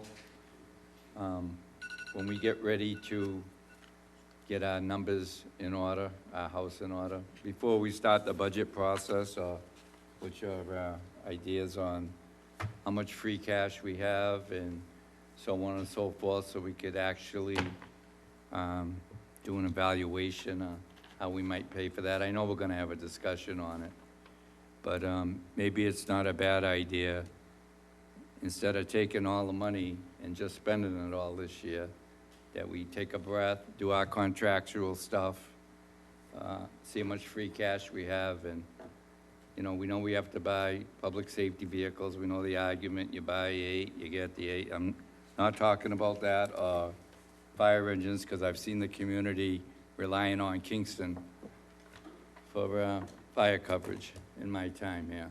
It was a long time ago, thank goodness, but it was. So I would like to have that discussion before we get into the normal everyday. And while we're on old business, this building, the cupola is chipping away, the windows are. This is a great building. I think everybody knows how I felt about it, but I'm even gonna feel worse about it if we don't maintain it properly. I don't know where we are or what we have to do with that, but it should definitely be a priority. This building is beautiful, but we need to, it needs painting. I don't know. I just want to see it before everybody starts with all the budget stuff. I know we're gonna have a conversation, but I am one for this year is to take in a breath and holding pretty much to what we did last year, only with contractual stuff. And let's take a breath and see what happens. And see what kind of free cash we got, because I'll tell you right up front, I'm not gonna be one to raise my hand to put Memorial Hall in the CPC. 100%, no way. I will never support that as one select board member. But we come up with some kind of crazy cash like we had last year, and that's what you guys get paid for. I'm just being a little pre-vocal on old business, and the building, it drives me crazy. I'm gonna keep asking you that question every month until somebody answers me to, what's gonna be the deal here. Because I love the building now, the minute, and we need to take care of it.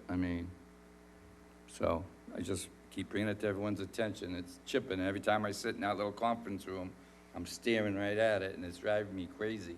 At least fix the cupola, and I'll probably be quiet after that because I won't be able to see it. So, on a lighter note, but just things that I think, and I know you're very well versed and a professional in the finances of the community, but that's just my take on it. If we could see what we can, chip away at, and but at least get it dry and secure. I don't know what they're gonna recommend, but it's a lot of money, and I think we can do it. We just have to put our minds to it. Okay. So, All right. Thank you very much. Thank you, Mr. Quintal. Mr. Cohan? Just one note on that. There was, when we did approve the funding for the restoration of the 1820 courthouse, we did put together a revolving fund. We hope that, that the activities that were taking place on the training, the courthouse green, any revenue generated by the building or the green would be going into this fund. So we have some money out there to start looking at least addressing the cupola in terms of the weathering that's taking place on it. Obviously, we probably need to start building opened in 2017, so we're now looking at 9 years of 8 years of wear and tear, and we should revisit that to get a handle on this, just like Mr. Quintal indicated, that sitting in that conference room and looking out or driving by, you're starting to see these conditions. So there were discussions in 2017, knowing that in the near future would have to address these things. So it's important to note there is a revolving fund that was established at that time. I do not know what's in that account right now, but I knew there was something passed by town meeting. Thank you. Thank you. Any other old business? All right, if there's no other old business, do I have a motion to adjourn? So moved. Do I have a second? Second. It has been moved, it has been seconded. Any objection? Hearing and seeing none. Mr. Golden? Yes. Ms. Iaquinto? Yes. Mr. Cohan? Mr. Cohan? Oh, yes. Mr. Quintal? Yes. And myself, yes, it is unanimous. We are adjourned at 9:04 PM. Thank you.